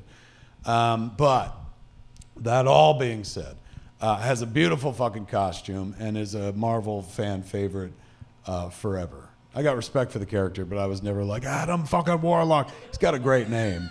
That's about it. I believe High Evolutionary gives him the name Warlock. Then when he comes to Earth or Other Earth, whatever fuck, a bunch of kids he's hanging out with, they're like, hey man, Warlock's a last name. You need a first name. And they call him Adam and shit. So hence he becomes Adam Warlock. For a dude who's not that big a fan, you know the entire Marvel Handbook entry. It's true. Adam It's Warlock. true. Yeah. Who that's is it? true. Is the High Evolutionary? Like, damn. It's true. Anyway, yeah. he's My gonna be- God, the fucking, I can't remember my wife's birthday, but like I just pulled a bunch of shit from fucking like 25 or more years ago. And they say I'm a stoner. You're a pot achiever, my friend. Yeah, that's right. So he's going to be in Guardians 3. Yeah, that's been the big news. Well, I mean, we saw by the end of Guardians 2 that Adam Warlock was coming. She even says, I shall call him Adam. That cocoon thing is very recognizable from the comics and stuff, although theirs was like a little more metal.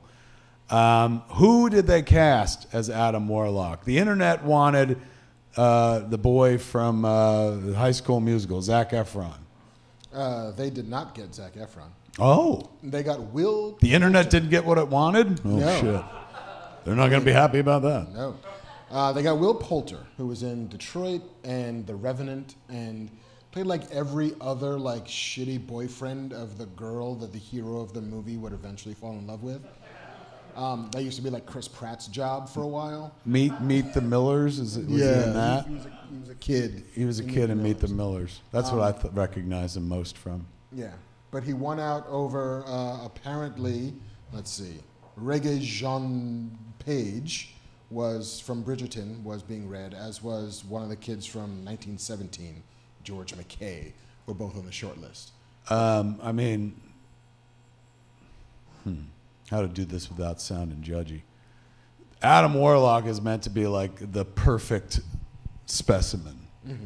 So like you would imagine that Reg guy was probably. Look at me.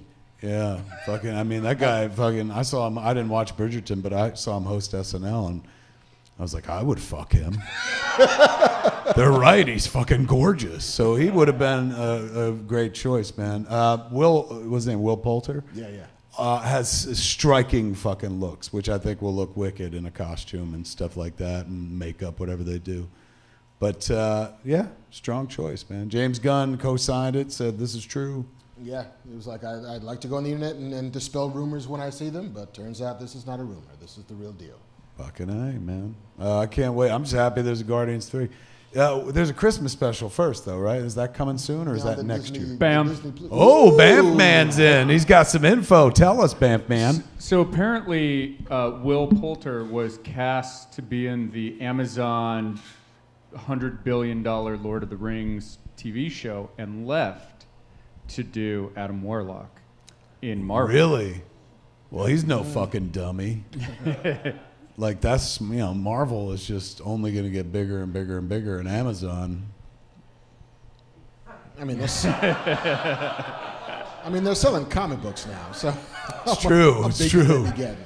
It's an odd choice. Kind of more of a lateral move. You know what I'm saying? Like from leaving one behemoth to another, one giant to another. Who's he going to play in that Lord of the Rings thing? They didn't reveal, but the thought was it was Elrond. So the elf who was played. Whose twin brother? Elrond's twin brother. So Leroy. Agent Smith from The Matrix. Hugo Weaving. Hugo Weaving's, who was in the Peter Jackson movies. His twin brother. Nice. That's a character from the books. What's Hugo Weaving's name in the? Is Elrond. Elrond. Eldaron, and then this guy's name is Leroy. Leroy. No, I don't know. It's not Leroy, is it? What's his name? I'm not sure. I think it's an original character. Somebody called it out. What was it? Nobody knows. Nobody knows the guy's name?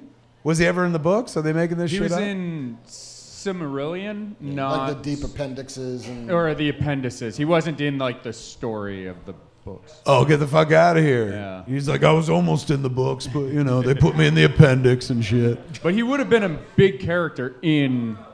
What is it? Elrose? Elrond and Elrose? Leroy's better. I'd watch a fucking Rings show if they were like, the main character's name is Leroy. I'm like, all right, nothing of this Middle-earth nonsense. Some practical fucking names. I could deal with this. And his brother's name is Lamont. And they run a junkyard right outside of Mirkwood. You big dummy. I want to see it. That's the big one. All right, so that's good news for Will Poulter. He gets to beat Warlock, and good news for us fans. We get to see Warlock in a movie. Fuck yeah. And for anybody that's like, I don't get it. Like, think about it. You didn't get fucking Groot until they put it in a movie, and then they're like, oh, I get it. Hardcore. It's a talking fucking tree. That's amazing. Same thing with Adam Warlock. In the hands of James Gunn, he's already an interesting character on the comic book page. Obviously, they can't do the origin and the stories that they've already done in the comics that I was talking about. One, because their origin is already on a different path. He's getting created by what are they called? All those gold people? Oh, I can't remember. The Leroys. The Leroys. So it's already off, from what the original story was. And they can't do Infinity Gauntlet because they've already done it and stuff. So, I trust James Gunn is going to use them in interesting ways that'll be very reminiscent of his comic book tales of old, while not being the stories that I seem to be so achingly unfamiliar with. Yes. The Sovereign is who they were. The Sovereign. Did you just remember that? No, I just read it. It's on a piece of paper. Yeah, man. I'm not off book. I wrote all this down. Well, fair enough. All right, so good for Will Poulter, but fucking moving on. Good for us. Yeah. AMC has greenlit another Walking Dead spinoff. This time it's called Tales of the Walking Dead, and it's an anthology show. Oh. Yeah, which I think is super smart. Yeah, like at the end of the day, you just fucking, never mind the soap opera of it. Just here's a story about motherfuckers trying to live in the zombie apocalypse. Essentially what we used to do with zombies. Tell one story and then maybe do a sequel and shit before Robert Kirkman had the brilliant idea of like, what if we just kept telling the story and it just went on and on? What if we put zombies on TV every fucking week? Like one of the most brilliant low-hanging fruit ideas of all time, man. God bless him. What if it's a soap opera? What if it's The Young and the Headless and we just go every week? Oh my God. Stealth. That was lovely. All right, so they got an anthology show. That's cool. They do. The interesting part is that they can tell stories about throughout the time of the show. Yeah. On the entire timeline. So you could have new characters, you could have old characters that have since left the show return. Like if you needed a Rick story from like season 2, here's the Rick story you never saw. If you want Glenn back, like we can get Glenn back. I think it opens them up to be able to do lots of interesting things, and both giving fans what they want and maybe even more importantly what they need, which is the stories of characters that you love but didn't know. So you can go back and tell a Herschel story if you wanted to. Or a Is slice. he still around? Is Scott? He is not. He So you passed. couldn't tell. Well, you could tell a young Herschel Young story. Herschel. Young Herschel, the doctor. Pre-zombies. You could tell a fucking wasn't it Shane story. You can't protect a Rick. Remember, like that guy was the main character, like one of the main characters, and then fucking they were like, and he's gone as well. Yeah. Fuck. I mean, in the book, I think he's gone in like issue 2 or 3. I think he. Oh, so he got to last longer and shit. Because I think everybody loved fucking Shane. Give me that Bernthal. And Shane loved fucking the other guy's wife. It's a tale as old as time. I always thought that was. Did they do that in the comic as well? Yeah. I thought that was such a great fucking like twist in that story. Like in the midst of a zombie apocalypse, this guy's like, did my wife sleep with my best friend? What the fuck? Like you got bigger things to worry about, but still it was there in the air and shit. A quiet moment. It's like, did Shane fuck my wife? I've stopped watching, but his wife stayed dead, right?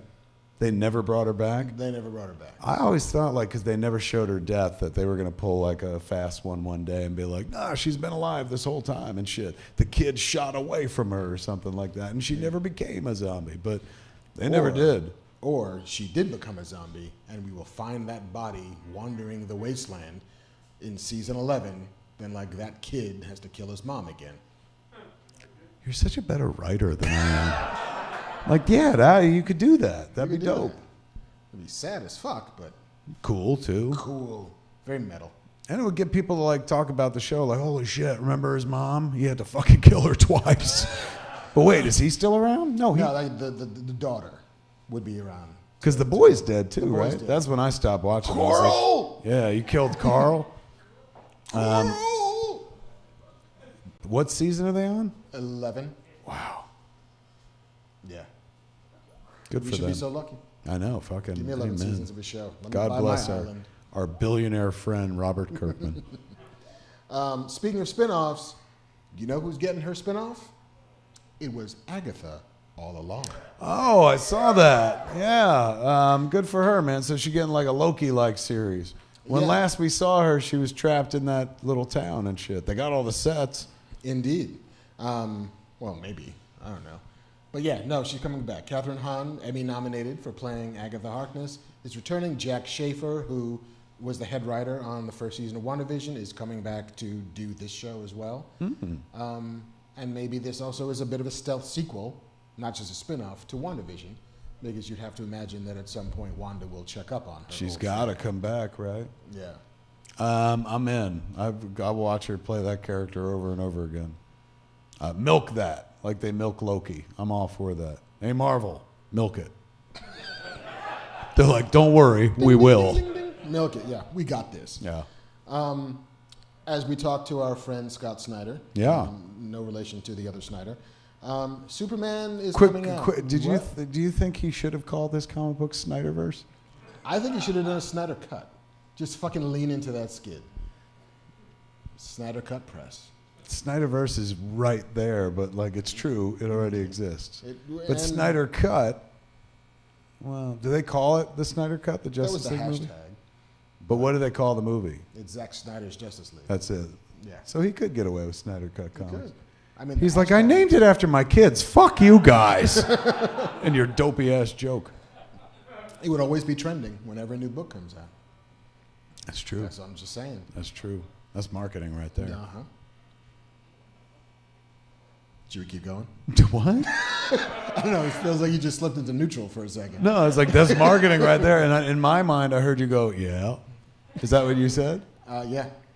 And then the show just stopped. It really did. I figured we were done, and you would move on to another I was story, about but you were to, like but- passing the ball back to me, and I'm like, what, me? No, it's your turn. My turn? We talked to Scott Snyder a little bit, and he mentioned the Jonathan Kent, the new Superman. That's Who right. is coming out as bisexual. Big news this week, man. Huge news. Huge fucking news.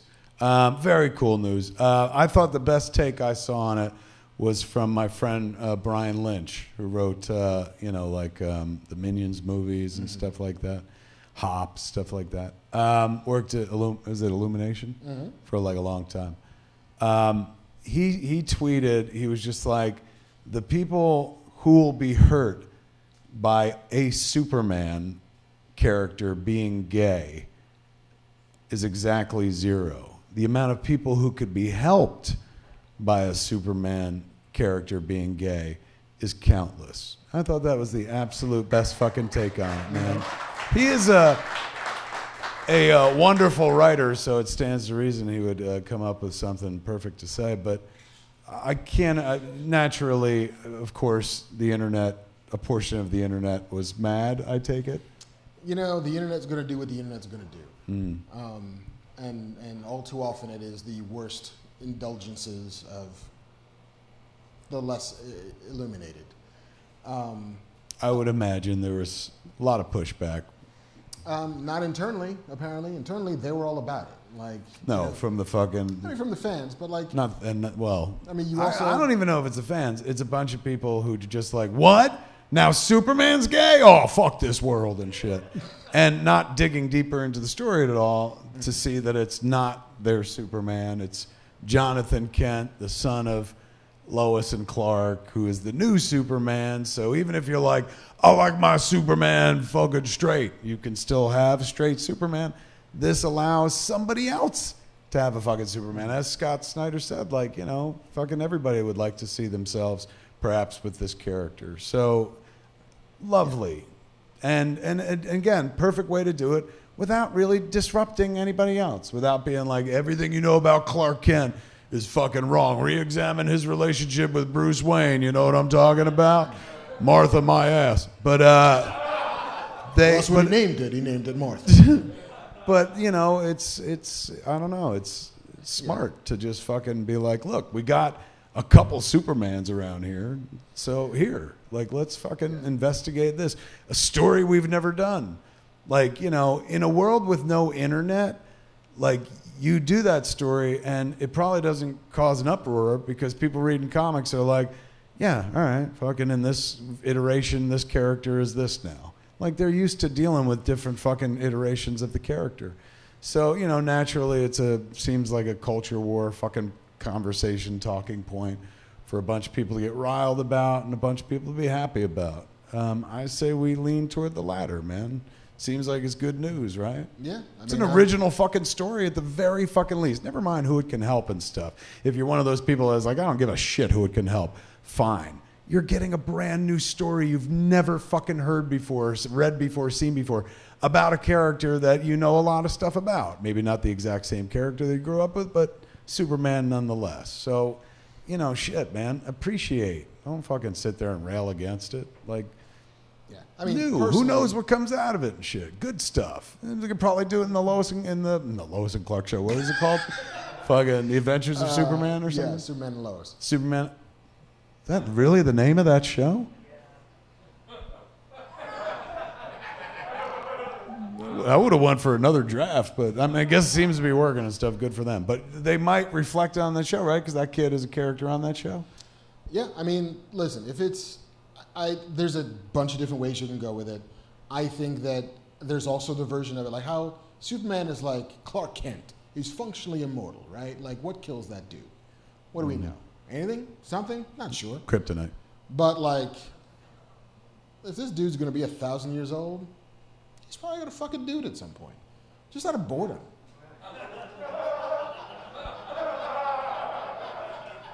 Like, That's your angle? my angle is You're like, if I lived to be 1,000, I would. I'm gonna do everything. Let me tell you, I don't have to wait that fucking long. But if I fucking live to be 100, I'm gonna be like, put a few in here, man. Why not? I'm beating the curve. Fucking go ahead. Yeah, like I'm just saying, personally wouldn't have bothered me if it was Clark.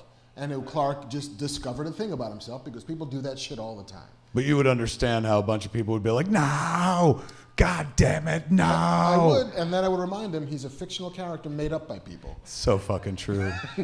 People get very, very tight about the characters that they love. But they also get tight about shit they haven't cared about in 30 fucking years.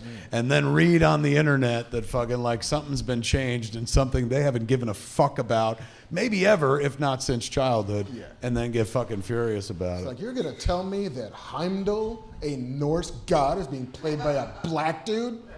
Who's Heimdall? I don't know. He's Norse, though. Yeah, he's a Viking, man. Come on.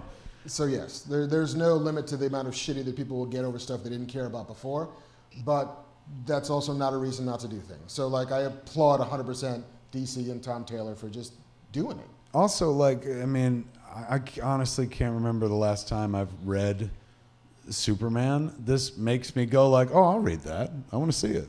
I want to see what they do. That's an interesting story. Again, interesting new take on very familiar material. And I remember like talking to Mike Carlin fucking years ago when he was running the Superman division at DC. And he was like, you got to understand, comics are just all fucking act 2.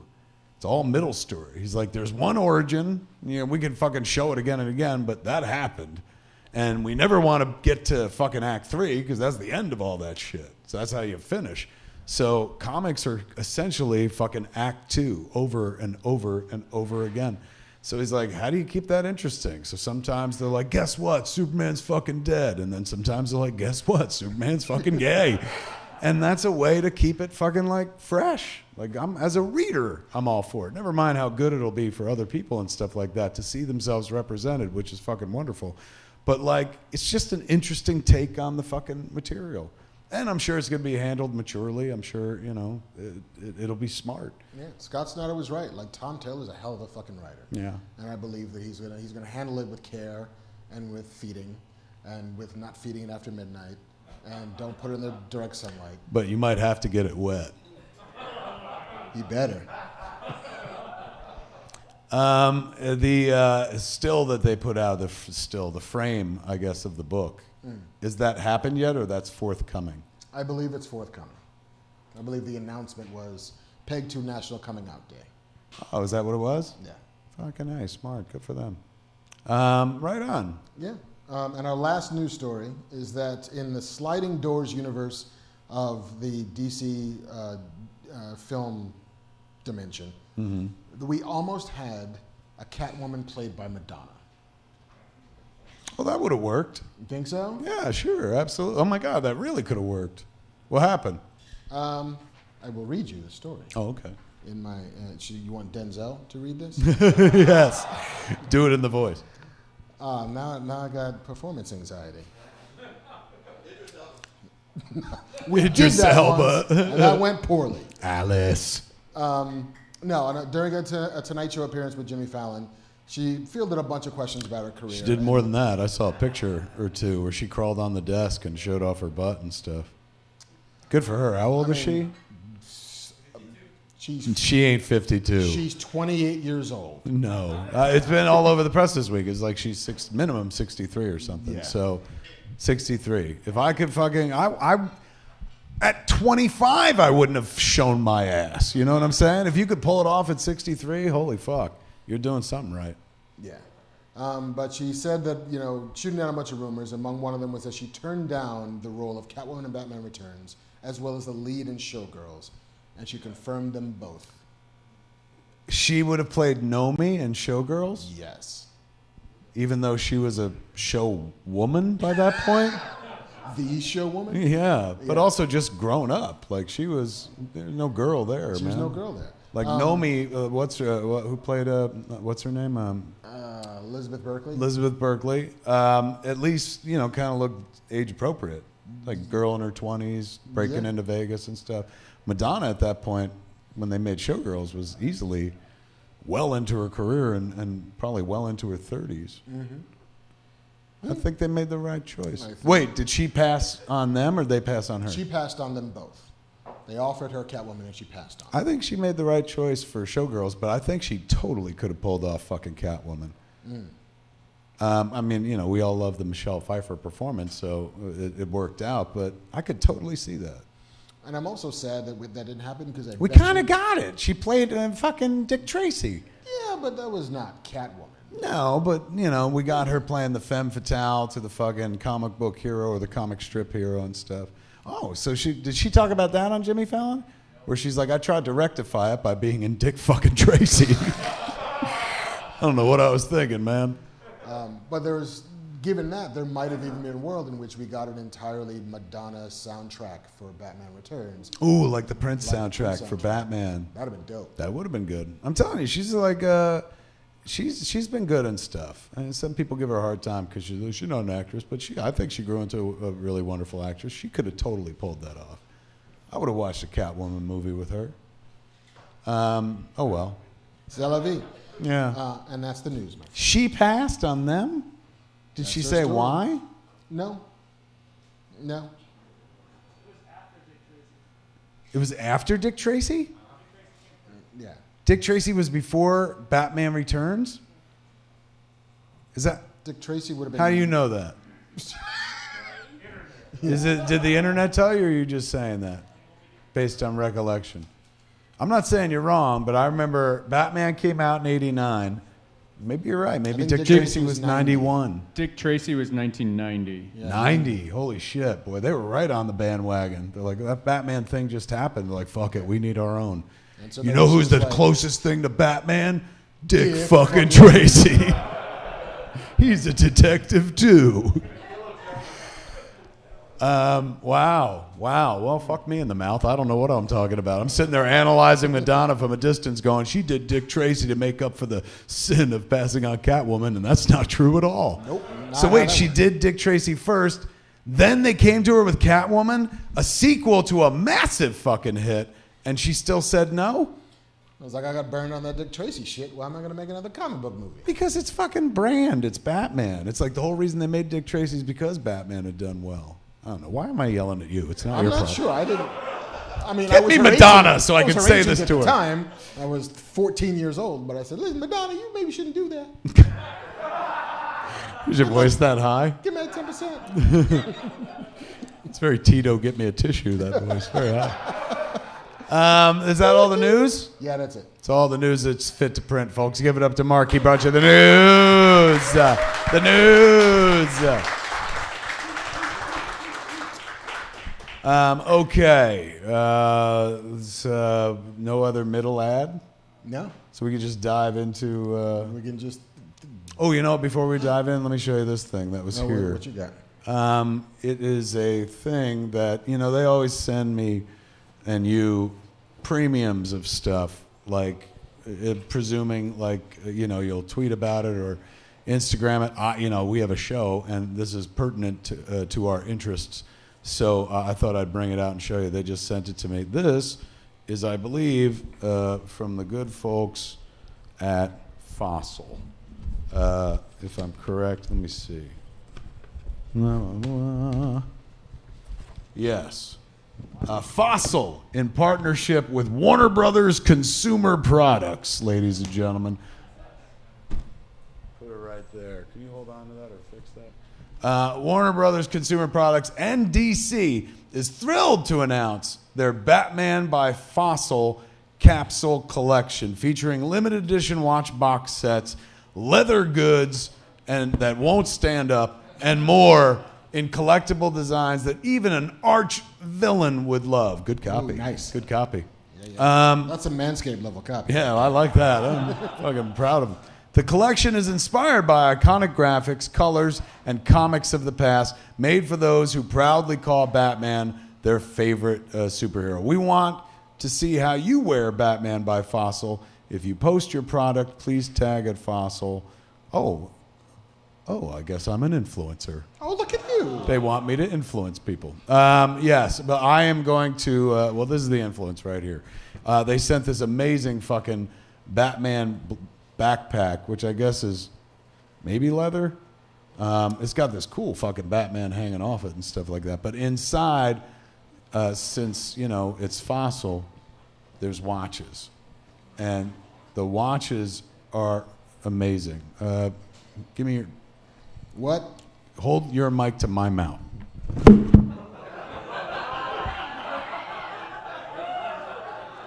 All right, so you got yourself a fucking... You know what, JC? You're standing right there. Put it right in the face of the camera. Like, display it like you're Vanna White. Like, bring it up there and show it off. You're too far away. Get right up close. Do the thing. And take the bag, too, man. I'm sure these fuckers are just like, who can see it that far away? The focus is set here, though. So if you get close, it gets blurry? Yeah, I mean, I can change the focus, but... Well, Don't fucking do that. Fuck, I mean... Could you just walk seductively back and forth? Yeah. Holding it? Yeah, show it off to the room. We'll try it. We'll try it. Here we go. Let's see. You guys, like, narrate what's going on or something, so it's not just... No, we're going to make blurry it awkward camera. as fuck. You do it in silence. These are the fossil watches. Yeah, that's blurry as fuck. Take it off. That looks terrifying. Do it slowly. But look at that shit, man. It's a watch, and it's got, like, 4 different wristbands, watch wristbands you could put on it and stuff. Gorgeous looking thing. I would offer it to, a little light changes this fucking story. Well done, filmmaker. Fucking MacGyver. Yeah, look at that shit. I would offer it as a prize tonight, but I promised this to Hollywood Babylon's Ralph Garman, who is a massive Batman fan. So this is going to good old Ralph. But if you're into Batman and you're into watches, you're into bags and shit, Fossil has you covered, man. There you go. Thank you, JC. You don't want to put it back together the way it was? All right. Well, he's got to get the shit in focus now. He's got to run a show. Oh, there's a nice pin in there as well. And somebody fucking looked it up. And when I say somebody, I mean my wife, because she was like, ooh, can I give this away as a Christmas present? And I was like, to who? And she's like, you like Batman? I'm going to give you the shit you just got in the mail. Yeah. I was like, I know where it came from. She's like, I know, but we don't need to buy each other gifts anymore. We've been married for like 2 decades. I was like, you get me a fucking gift. You go to CVS and you buy me some fucking chocolate. Yeah, something. Give me a Veggie Girl gift certificate. Fuck. But she looked it up, and the watch was like a couple $100, so it's pretty sweet. Pretty sweet fucking thing. Ralph will enjoy it. In any event, now on to the Q&A portion of our show, ladies and What's gentlemen. happening with these guys back here? Yeah, bring them on. Somebody, this is your you kids' book is right here. I'm gonna put it over here, and then we're gonna bring up another version of the fucking book anyway, because that is one of our prizes tonight, ladies and gentlemen. What? That's right, the fucking Kevin Smith's Secret Stash book, an Amazon bestseller in the very slim department of director books. It's fucking gorgeous, man. I was told to warn the folks out there in the world that I don't know if you've been following the news, but there's a lot of shipping issues and supply line issues. And so I've been told to warn people that if this is something you want to get for Christmas, order the fuck now, because they've got a bunch printed, but I know a bunch are sitting on a boat waiting to come to the States and stuff like that. So tonight, we're going to offer the book up to, normally we let people just come up and pick, man, but it's like, you know, if you came up first, you'd fucking pick the book. It'd be wild if somebody didn't. They're like, fuck your life's work. I'll take the pop and fucking walk to the pop instead. I'm traveling light today. Do we, fuck. Should we do an applause-o-meter for the best question? I mean, I don't want to pit people against each other and shit. Like, nobody comes to this show to walk away feeling like I'm less than somebody else. Shit. Yeah! Yeah, who'll kill for this fucking book? You could buy it on Amazon for like $50, or you could kill a man tonight. And own it for free. Across the street and back, you get the book. And to be fair, or a woman, we're equal opportunity here at FatMan Beyond. Kill someone, walk away with the book. How do we pick? I was going to leave it in the hands of the audience, but you want some other metric for success. Always the one that fucking works out best for me. It's your life story, so it should be like, maybe the person who asks the question who's closest to age 37. That feels random. Yeah, there's a lot of leather on that shoe, man. I see I'm what you old were. and smart, can't read a fucking book. I see what you were doing because that takes it out of meritocracy and puts it in the hands of age alone. Smart. Nobody's the bad guy then. That's true. Except your parents. Yeah, it's true, man. For not fucking sooner. Just waiting. Well, I don't know. Let's just get into it. We'll figure it out. I'm sure it'll occur to me. Well, here's the thing. That's going to be one of the prizes tonight. A book so heavy it'd kill you if it fucking fell on you like that. Thank God nobody's head was there. It also comes with a pair of 4DX tickets, kids. 4DX. The fucking movie that makes you feel like you're alive. We watched DUNE in 4DX, and you will get fucking wet, ladies and gentlemen. And then you're also going to get a print from the Dark Nate himself, one of these gorgeous FatMan Beyond prints, which feature me and Mark in the role of fucking twin 007s. Ooh, we got a big-ass dice. We could roll each question. Person could roll the dice, and whoever gets the highest. That's it? But how do you do that? Then they got to wait until the end. Yeah, they collect at the end. Yeah, that'd be fine. Is that all right? All right, fair enough. There we go. So everybody rolls the die as well. We should keep this going. That's fun. Everyone rolls the die, and the highest. What's the highest number on the die? 20. So if you roll the nat 20 up top, then you just walk away with a book, and everybody can just not roll. Oh my God! Listen to how fast that came out of your mouth. Well, I mean, I'm a You sounded like a fucking pit boss right there, man. I got a +2 for gaming at bars. So Yeah, I'm very, very it's good. my natural bonus. Let's do that then. Is it a nat 20 or do we pick like a nat 14 just to be fucked up? Well, then we could be rolling all night. I feel like the highest roll wins. It's simple. It's clean. Bam. Oh, I get you now. I get you. So even if you roll, well, what if everyone rolls a natural 20? Well, then they fight. Then it's Squid Game. Then it's Squid Game. Yeah, exactly. Then that die is fucking loaded. All right, everyone will fucking roll the die. God, this is fun. It's like a game show now.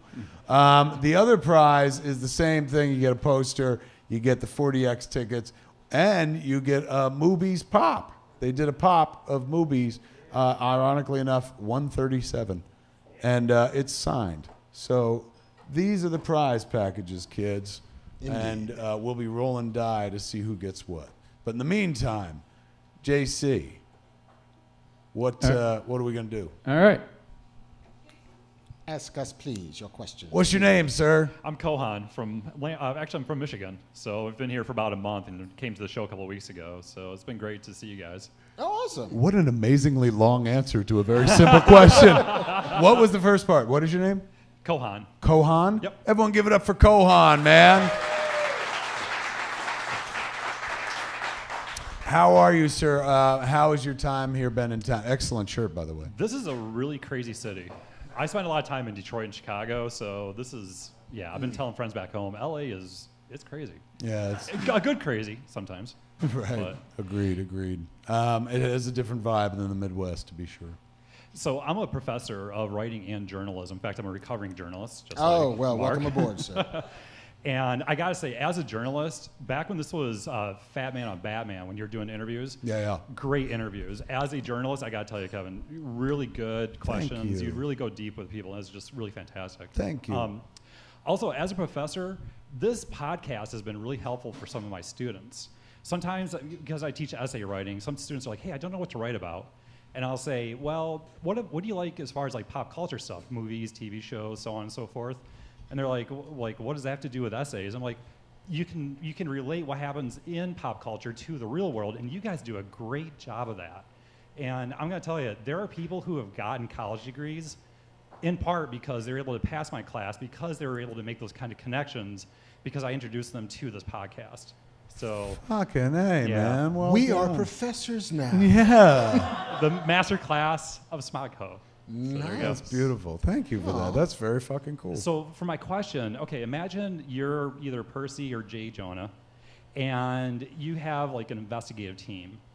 what mystery of the DC or Marvel universe would you have your investigative team go solve first? I mean, with DC, you're tempted to be like Batman's parents, but we all know that Joe Chill did it. Although in some iterations of the story, it wasn't Joe Chill, or it was somebody behind Joe Chill. I guess they've done that already. I mean, Scott Snyder kind of did it with Court of Owls, right? Mm-hmm. Like there was a story behind it. Wasn't as simple as like the Wayans got shot in an alley. It was all connected to something larger, which is also what they did in Tim Burton's Batman by linking the Joker into it, which, you know, was, I remember there was no internet at that point, but fans of the comic were, I wouldn't say outraged like they seem to be over the Jonathan Kent thing online, but there was like consternation over the fact that like, what? Like the Joker killed his parents? No, that doesn't make fucking sense for people who've loved those books forever and ever.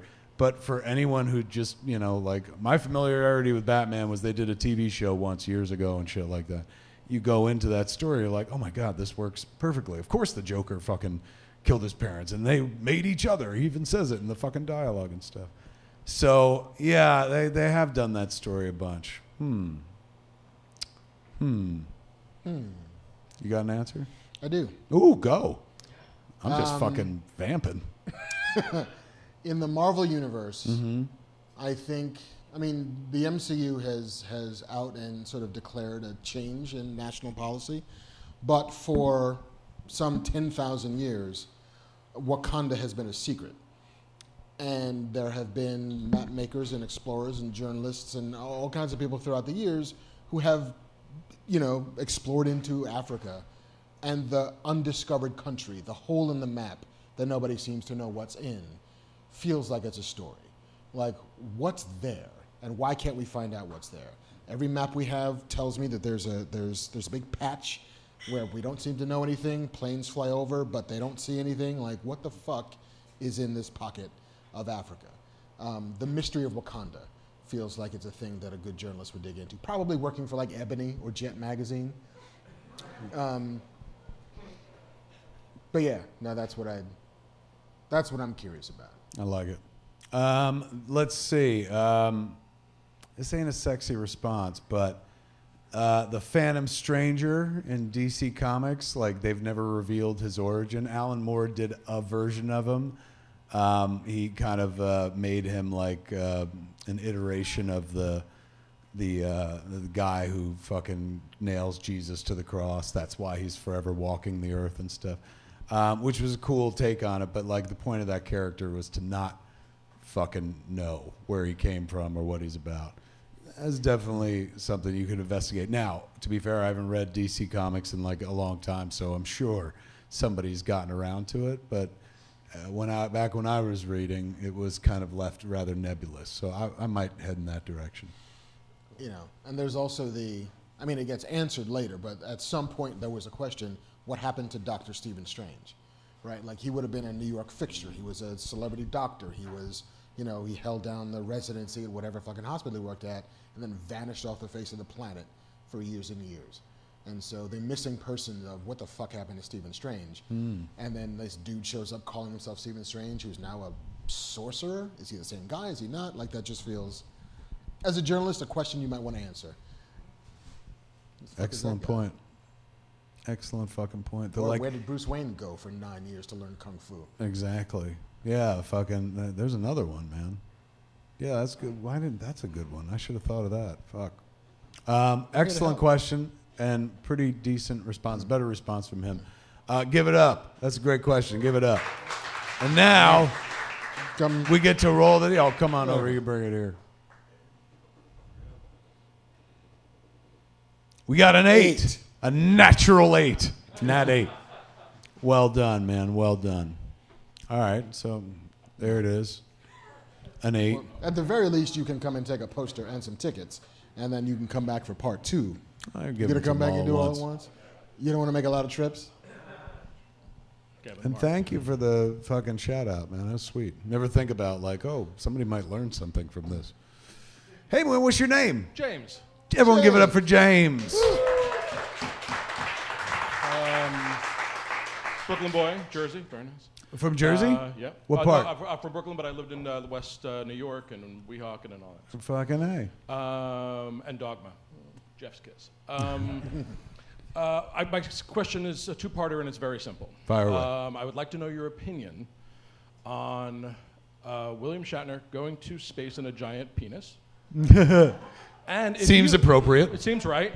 And if you were George Takei, who has yet to comment, what would be your comment to William Shatner?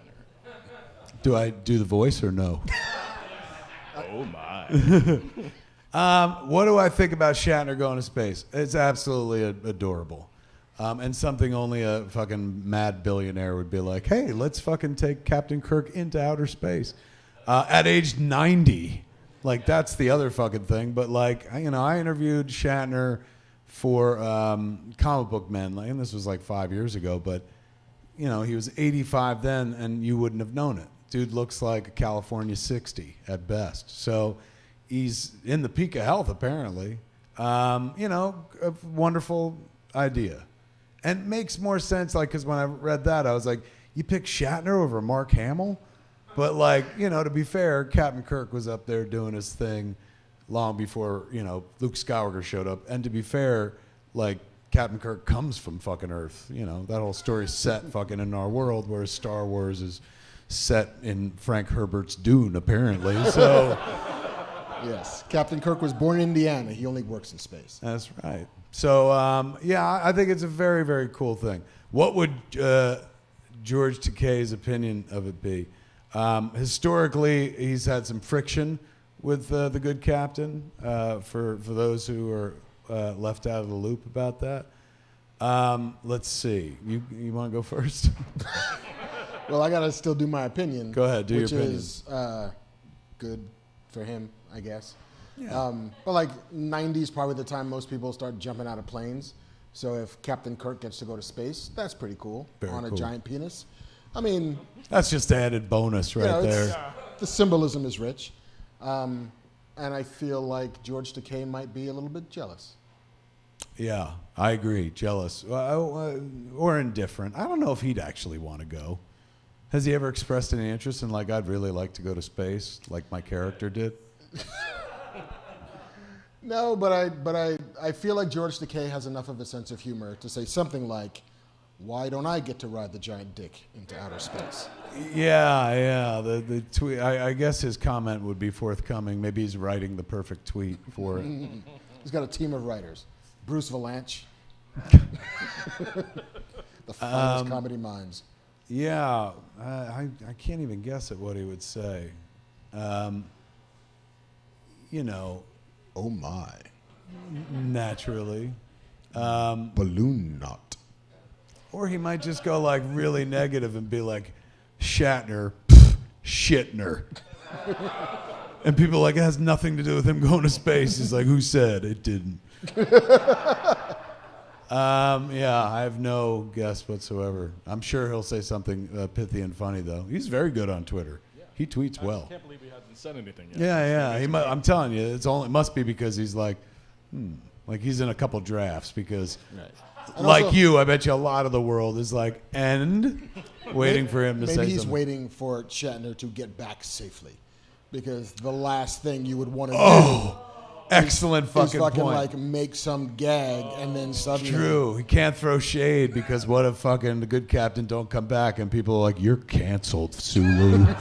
How dare you? Oh, that's a good point. I hadn't thought of that. That's the safe pick. That's strategic thinking right there. Well done. Watch tomorrow. It's like, fuck that guy in space. When does that happen, this trip? Soon? It's tomorrow. That's when Kirk goes to space. The winds are good, yeah. William Shatner goes to space tomorrow? Yeah. And Jeff Bezos goes for another ride? I don't think he's on this Not one. this one. He's not on this one. I don't know if I'd take that ride unless he was on it. I'd be like, I feel a lot safer if the guy who built this shit was on board. Reason, they give the rest of the crew red shirts. I'm not sure what that's about. It'd be weird, man, if they launched it and then fucking Jeff Bezos got on TV and he was like, I was always a Star Wars fan. Smart. Yeah, you don't want to say shit till it comes back safe. I bet you it's like that. Who was it? Was it Johnson who had to write the two versions of the letters in case the Apollo 13 astronauts didn't come back? Nixon? Yeah, 69. So there's the Andrew from the back with the fucking deep cuts trivia. Well done. Yeah, Nixon in 69. Here's the letter if they come back alive. Here's the one if they die in space. And the one of if they die in space has then surfaced over the years, so you can now read the condolence letter that are brave American astronauts who rode their chariot to the gods. Blah blah blah blah blah blah blah. Their quest for knowledge will never be forgotten by the people who survived them back on Earth. P.S. Please don't sue. Yeah, we didn't mean it. But so yeah, it would not surprise me if there's a pair of tweets in his drafts that are like, all right, here's the good one, here's the bad one. That's funny. Good point. My God, if you can get into George Takei's drafts. Wink. I bet you would see that very thing. A couple drafts. I bet you that's a very salty draft folder. Yeah. All right, that's a great question, man. Fucking Cheers. give it up for him. Give it up for James. Thank you, James. Come roll, James. Is that a 9? That's a 9. You're 1 up. All right. There it is, man. A little bit closer. Right now, you're in the running for the book. James is like, I don't want the fucking book. All right, here we go. JC's picked another cat. What's your name, young camper? My name's Greg. Greg. Yes. Greg? Give it up for Yes. Greg, everybody. This is really cool because a few years ago, I want to say 2014, at Hall H, I got one person away from asking you a question and they shut down the line. So, Oh, my God. yeah, it's a pleasure to finally meet you. Excellent to meet you, man. And this is way better than like in Hall H, I'm in total entertainer mode, so I give pithy answers. Here I give deep cuts. So you'll be able to ask and get a more sincere answer than you ever would have gotten from the stage at Hall H. Oh, all right. So, kind of in typical fashion, I was in a group chat discussion about Anakin and whether or not he did the right thing joining the Sith. And my friend said, given the circumstances that he was left in after Revenge of the Sith, he needed the benefits. He was going to get. That's some he serious was going to need the healthcare. benefits. It's true, it's true. He had, like the fucking rebels, they didn't offer a health plan, whereas the Sith were like, oh, we'll rebuild your body, Exactly. That said, after the first Death Star goes down and you need to have a second Death Star, what benefits would you offer people to entice them to come actually try and work on a second Death Star?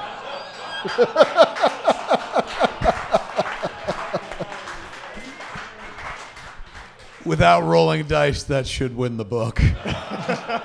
What a wonderful question. All right, how do I entice people to come work on Death Star 2 after they saw what happened to Death Star 1? Number one, I'm like, we got rid of the exhaust port, man. Like, all the exhaust is inside. There's no fucking tunnel for anybody to fly into. But the benefits I would offer, Daycare.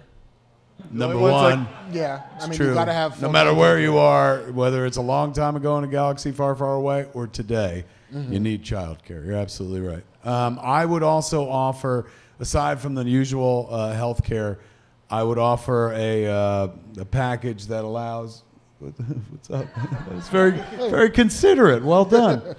I would include an anti-Sith package, something that protects you. Protects you, yeah, but protects you from like mind control. They can't do the Jedi mind trick on you. And shit. I feel like there would have to be That would be them telling their employees, "We won't mind trick you."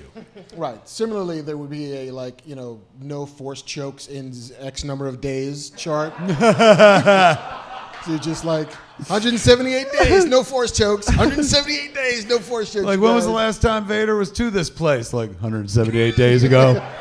I mean, he's real shitty about that, but we kind of keep him busy elsewhere. You want to call out sick on Vader days, man. He's very choky. Totally. Flex hours, just in case Vader decides to show up.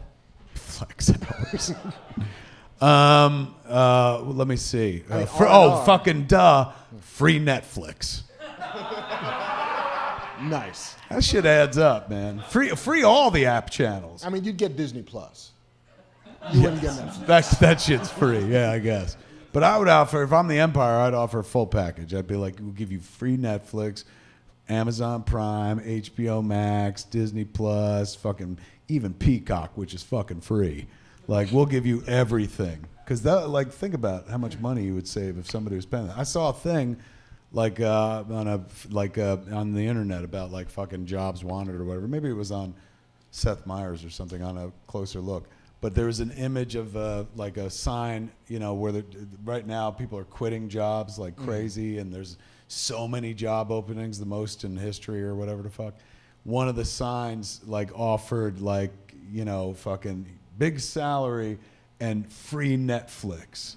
That really captured my imagination, where I was like, would that be the difference for somebody? Like, it would be for me. If I walked in and they were like, fucking, you know, there's all this shit, plus you get free Netflix. I'd be like, I'll fucking work here? Oh my God. They're like, well, it's Netflix, so fucking go ahead. It's free. You won't ever get to watch it because you're busy building a Death Star, but sure. I mean, you don't build the Death Star all the time. They never really indicated that they were like horrible bosses. I mean, other than the fact that they were evil, but like not bad to their employees. Like, hey man, we need you to work fucking 16 hours today. You would think, because Vader shows up in Return of the Jedi, and he's like, you're way behind schedule, man. And he's like, I'll fix it. They had to be giving like a lot of time off, like weekends on Endor, like all sorts of stuff, because they were so behind schedule. There's something to that question. There's like real thought behind the benefits of the second Death Star. Yeah, like I completely believe that there's like, you know, employee retreats on Endor. Like you get a treehouse, you get your own fucking treehouse that you can go to, and just spend fucking weekends and shit. Will you enjoy Endor? Does a bear shit in the woods? Have you seen these woods? Nothing but beer. Yeah, man, you'd have to make some pretty healthy promises. I mean, that's fucking. I hadn't thought about that. How do you get people to come back when they were like, I saw it blow up? Like, you're doing it again? Though. That's the thing. They just heard about it? Like, maybe nobody heard. Like, it's a space station blowing up like thousands of parsecs away, and you're in the outer rim. You're just fucking chilling. In Mandalorian, though, Cobb Vanth, Timothy Oliphant, watches it blow up on the Holonet. Or I guess that's the Return of the Jedi Death Star. But you would think that they all watched it. Like, it was on the news. How do you not see that? Yeah, I mean, like, at the very least, they're like, on the news. They're like, I don't know if you knew this, but there was a space station, man-made space station, as big as a fucking moon. That's no moon. It was a fucking... And then someone blew it up. A bunch of fucking rebels blew it the fuck up. So none of us got to enjoy it. Like, fuck the rebels. Listen, the Empire is 100% saying that shit was fake news. Yeah. There was no cameras there. This is fucking rebels who say they blew up a station. What are the odds that those fucking knuckleheads blew up our space station? The size of a small moon. They didn't fucking do that. Well, where'd it go? It was repoed, and so it's in the shop. We had the exhaust port was fucked, and so we had to get that fixed. They're like, it's a moon, so you just can't see it. But you'll see it again. And then they're like, quick, build another one fast. Hurry up! We got egg on our face, and you could really see it. Yeah, I mean, the sort of propaganda department of the Empire would have put out the story that that's fine, it's okay, we're just getting the paint done, we're tinting the windows, and so it's going to be out for a bit. I just don't know the widespread knowledge of the blowing up of the Death Star outside of the Rebel Alliance. I think that kind of news travels everywhere, man. Like, that's huge. Huge news. Huge on so many fronts. What? How'd they get a second loan? Exactly. They don't need a loan. They're like Disney. They got all that money and fucking like Scrooge McDuck gold coins and shit. Yeah. They just added like $10 to the admission to the Empire theme park. And then they just built another one. That is fascinating. That sounds like something should have been in a Kevin Smith movie. I stopped with like the fucking first Death Star, really, didn't I? Wait, first Death Star blew it up, evil's punished. The second Death Star, they were independent contractors. How the fuck did I miss that, man? Really should have taken the discussion one step further and be like, how do you even get people to come back for that fucking job? What are you offering them? Dental plan. Deep cuts. Yeah. All I could come up for the stormtroopers was a nice suit and a quick death. That's true, man. I feel like there's an. You would have to offer me fucking sex to get me onto the I'm saying Death Star too. There's an oral hygiene plan and an oral sex plan. Yeah, really. Both of which you get like, listen, you They're get like, 3 a week. you'll get blown for the rest of your life, but to be fair, the rest of your life might be short if you work on a Death Star. Yeah. Have you ever been force choked? Well, but have you though? Could you... You know, what are they do? Aren't they doing? What is the show they're doing right now on Disney Plus? Visions. So it's about like fucking alternate Star Wars stories, and they're quick hits, right? Very fast. Can I pitch one? I mean, if you can do it anime, yeah, you can. All right, Disney Plus. Here's my Star Wars Just Visions. That's what it's called. Fucking, you know, I generally they don't do the big characters, but can I play with some big characters? They do Jabba the Hutt, so they've. He's the biggest character they got, literally. In my little Star Wars vision, there's a fucking familiar scene, Darth Vader on the fucking the deck of a Star Destroyer, and somebody fucks up, and so Vader fucking force chokes him, and the guy knows he's gonna die, so he quick jerks off. Tell me people wouldn't start subscribing even more to Disney Plus if they're like, have you seen the latest Star Wars? It's a vision, all right. There's a guy that jerks off right before he dies. And then it would cause a lot of discussion. People would be like, why did Star Wars do this? But also some people would be like, what a good idea. If I'm ever going to die, I'm going to jerk off right at the end. Because it'll really confuse your killer. Because you could cut to Darth Vader being like, what the fuck? So for a moment he stops, but then he's like, fuck it. And then he chokes him again and shit. I just want to see what happens. He's like, I can't believe he likes it. Fuck. Yeah, I like scrolling through visions. I get this one's 18 minutes long. This is 22 minutes. This is 2.5 minutes. What's this one? The shortest vision of all time. Oi, Vader, my lack of faith is disturbing. Do it. Do it. Like, you son of a bitch. He's like, that's what I wanted. I wanted you to do it. Oh. And everyone on the fucking... And all of a sudden they look at Vader differently. Like, he ain't so bad. You know, because that guy got one over on him and shit. And even better, if you... if he's killing you and you're defiantly jerking off at him as you die, there's a good chance you're going to leave a mark on that black suit of his. And I don't know if you know this, but it's tough to fucking get cum out of leather. You have to buff it out for a while. Like there's a dude down there with it. He's like, it's all over my cape. Fucking jerk. Nobody else do that if I choke you. Well then, you don't get choke one. Me. Don't choke me. Yeah, I'm gonna choke you. Don't do it. I'll fucking grab my dick like the last guy. It's right here. I dare you. I double dog dare you. Fucking choke me. See what happens. It's like I thought I had some shit with a rebellion, man. Fucking, this is a rebellion right on my fucking deck. I can't even say anything to these fools anymore. The coffee's a little fucking cold. Anybody notice that? You son of a bitch. Like, just don't fucking come at me. Hey, Emperor, I got a problem. I got a whole fucking Death Star full of wank-happy morons. And I want to choke him. I really want to fucking choke him. But every time I do, I look at my suit. It's like I walked under a tree full of people jerking off. Emperor, they found my kryptonite. They know how afraid I am of getting cummed on. And the Emperor's like, you think you got problems? I just found out I was in Frank Herbert's Dune. That was an excellent question. Give it up for that question. Let's see how we roll. Oh, just real quick, I wanted to say thank you for... Wait, did we both answer or no? Oh, it was a whole lot of answers. Yeah, there was a lot of answers. It was so long I forgot. I thought maybe I just cut you off. It's like, Mark, what are you going to do? I just wanted to say thank you for giving me the ideas of be a why not person and don't curse the darkness when you could light a... Well, I stole that from the Coen brothers. It's in Raising Arizona. John Goodman's character goes, but I'd rather light a candle than curse your darkness, H.I. So yeah, I've always kind of loved that phrase. Why, don't curse the darkness, light a candle. But especially the why not makes me a better person, and I feel like I'm enjoying my life a lot more. So fucking A, thank you for that. You got 11 numbers that'll win this for you. 20! It's a natural 20! The fabled nat 20! Oh, his name is a killing word. Fuck yeah. Fuck indeed, man. Where you going? Where you going? Man, don't run away. You Take get book, shit. take posters, and take tickets. Those are all yours. You won. You're a fucking huge winner tonight. The book. Two. That's the book I brought. It is heavy. You could kill a fuck. That's right. Show it to the camera. Thank you so much for the plug.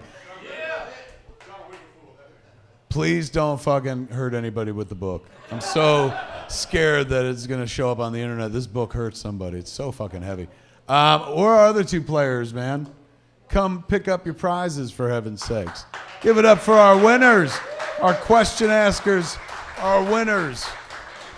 And give it up for who had this? Who had the big ass fucking die? The bar's got it. The bar has it? Thank you. It's fucking awesome. More of this, man. Good point. I just looked around and remembered. All right, I signed a bunch of shit, and then we talked. Is this meant to be signed? Is that why it's here? Is that right? Yeah. Can you make that your favorite Captain America? To my favorite Captain America? Yeah, my name's Adam. To Adam, your favorite Captain America. I'll do that, and Mark will talk in the meantime, so it's not awkward for everybody. Well, come on. It's not a good just fucking talk. I mean, that's all we do on this fucking show. I know. And the one time I'm like, I need you to talk, you're like, what, do you want me to just fucking talk?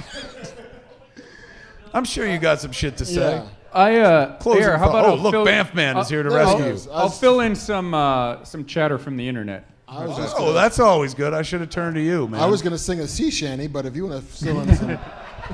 What is the internet saying? Did the chat room come back or chat? Yeah, chat came back. A lot of the people... chat came back. It wouldn't stay away. It was home sweet home the very next day. Old song. We had a lot of love for Scott. We had some people in the chat who took his class and said it was phenomenal. We had some people who listened to him talk tonight and was like, oh, I got to take this guy's class. So that was pretty cool. Fucking A, man. See, it was worth it for Scott to stay up. Well done. We had a bunch of people wanting Mark to talk about Midnight Mass as a follow-up to The Black Man Beyond. Did you watch Midnight Mass? No. So I can't. But I will, because I got to support Rahul. He showed up and he showed out, and he gave very good content. And also, I like his work, and I like Mike Flanagan's work. So yeah, I'm going to give it a go. But I had to Squid Game it first, so now I'm going to Midnight Mass it. And then we had my favorite comment was from Actual Dracula. He said, I came for Scott Snyder and apparently stayed for the native deodorant. Oh, fucking A. Well done, man. We thank our sponsor, Native Deodorant, for backing our silliness tonight. Although it sounds like people got something out of the show other than the normal shit. That's what happens when you got good guests like Scott. God, he's got comics in his fucking... He bleeds 4 colors, doesn't he? No. Just fucking really comics through and through. And there's a guy who gives a fuck about the industry and shit. Wants kids to come back. So nice. Most people are profiteering and try to turn everything to a fucking movie. This guy's literally thinking about the industry that's giving him everything. Good for Scott, and good for all of us, for people like Scott. Yeah, give it up one more time for Scott Snyder. That's a good fucking... He's going to make me look into that comicsology thing. I feel like you should. It's worth so it. Weird. I stand next to a guy who's been talking about it for No, like it's a year. okay. Just and I'm take like, his word for it. That smart guy said something. Mark, quiet. I can't hear him. That sounds like a pretty sweet deal. Well, there it is, kids. Don't forget. You got anything to sell? I don't really. Scott fucking Snyder sold my book better than I have. So I know, fuck. yes, if you're on the Comixology, if you take advantage of his deal and take part in Scottober, then also take a look at A Door in the Distance. You'll get it in there for free. The that book that we gave away, Kevin Smith's Secret Stash, available right now on Amazon, or you can go to Inside Editions. They're the good folks that made the book, and they're doing a big fat box set version of it. Has a puzzle and stuff like that. Looks like the View Askew Bible that Alanis held at the end of Jay and Silent Bob Strike Back. Very, very cool. Thanks to the good folks at Insight Editions for making that book in the first place, especially Chris Prince. We had a signing last Monday, Tuesday, or something like that, at the Chinese Theater, and it was an absolutely lovely event. Folks came out, we did Q&A, and I read from the book as well. It was really, really fun, man. So thanks to everybody who came out for that. I'm heading to Jersey the weekend of October 22nd. To do the same thing at the Secret Stash. We have a book signing on the 24th. It's all sold out. Before that, though, however, ladies and gentlemen, on the 23rd, if you're in the Philadelphia area or the tri-state area at all, the Philadelphia Film Festival is showing Clerk, Malcolm Ingram's documentary about me and my life and my work and stuff. So tickets are available right now at CSMOD. And then me and Malcolm go out on tour, mini tour with Clerk. We go to Austin, St. Louis, Chicago, Vancouver, Toronto, I believe Jersey as well. So if you're interested in the live show, that's me and Malcolm coming out and Q&A and afterwards and whatnot after you see the movie. Tickets at csmod.com right now. Don't forget Masters of the Universe Revelation coming November 23rd. Mm-hmm. So right in time for Thanksgiving, man. Fucking eat your turkey and fucking watch Skeletor wreck shit. Spoilers. Are we back next week? Maybe. We can be. Should we do it? We hadn't thought about it. That's what I like about this show. It's very decisive. Like, We plan really far ahead. It's true. But that's honestly what I like about the show is how loosey-goosey it is. I always get not nervous, but like a little like, uh-oh. When we do, like tonight we had Scott on, who's absolutely lovely, but Scott's back east waiting to go on the fucking show. And, you know, the show never begins, A, on time, or B, with any format that, like, resembles something that would be user-friendly to the first guest. So, you know, going into it, it's always like, oh, man, we're going to be thrown off, like, the fucking what we do and stuff. But he was so fucking great and so gracious to stay up as late as he did and talk with us as much hard as he did. So this show tonight for me was insanely helpful as well because I was thinking about breaking my fast, but now I'll easily cruise into tomorrow because I was sitting here with y'all, man. You kept me preoccupied from thinking about fucking eating and stuff like that. So if anybody got anything useful out of the show tonight, thank you, congrats, but I got something very fucking useful out of the show tonight, as I always do. There is no show, ladies and gentlemen, without our home here at the Scum and Villainy Cantina, ran by Banff Man himself, JC.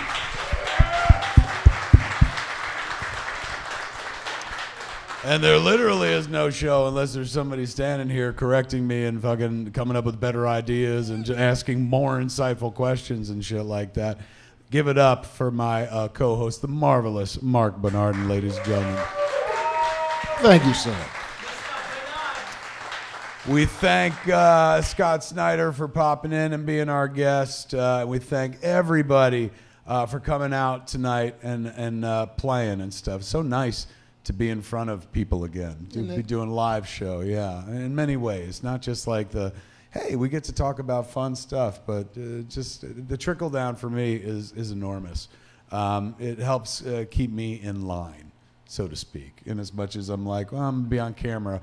I can't just fucking eat everything that I want to eat. So this is good. This is good. This show is not just fun to do, but fucking therapeutic as hell for me. JC's yawning, so it's time to fucking go. That's a dude with a baby. Oh, my God. That, ladies and gentlemen, is FatMan Beyond for this week.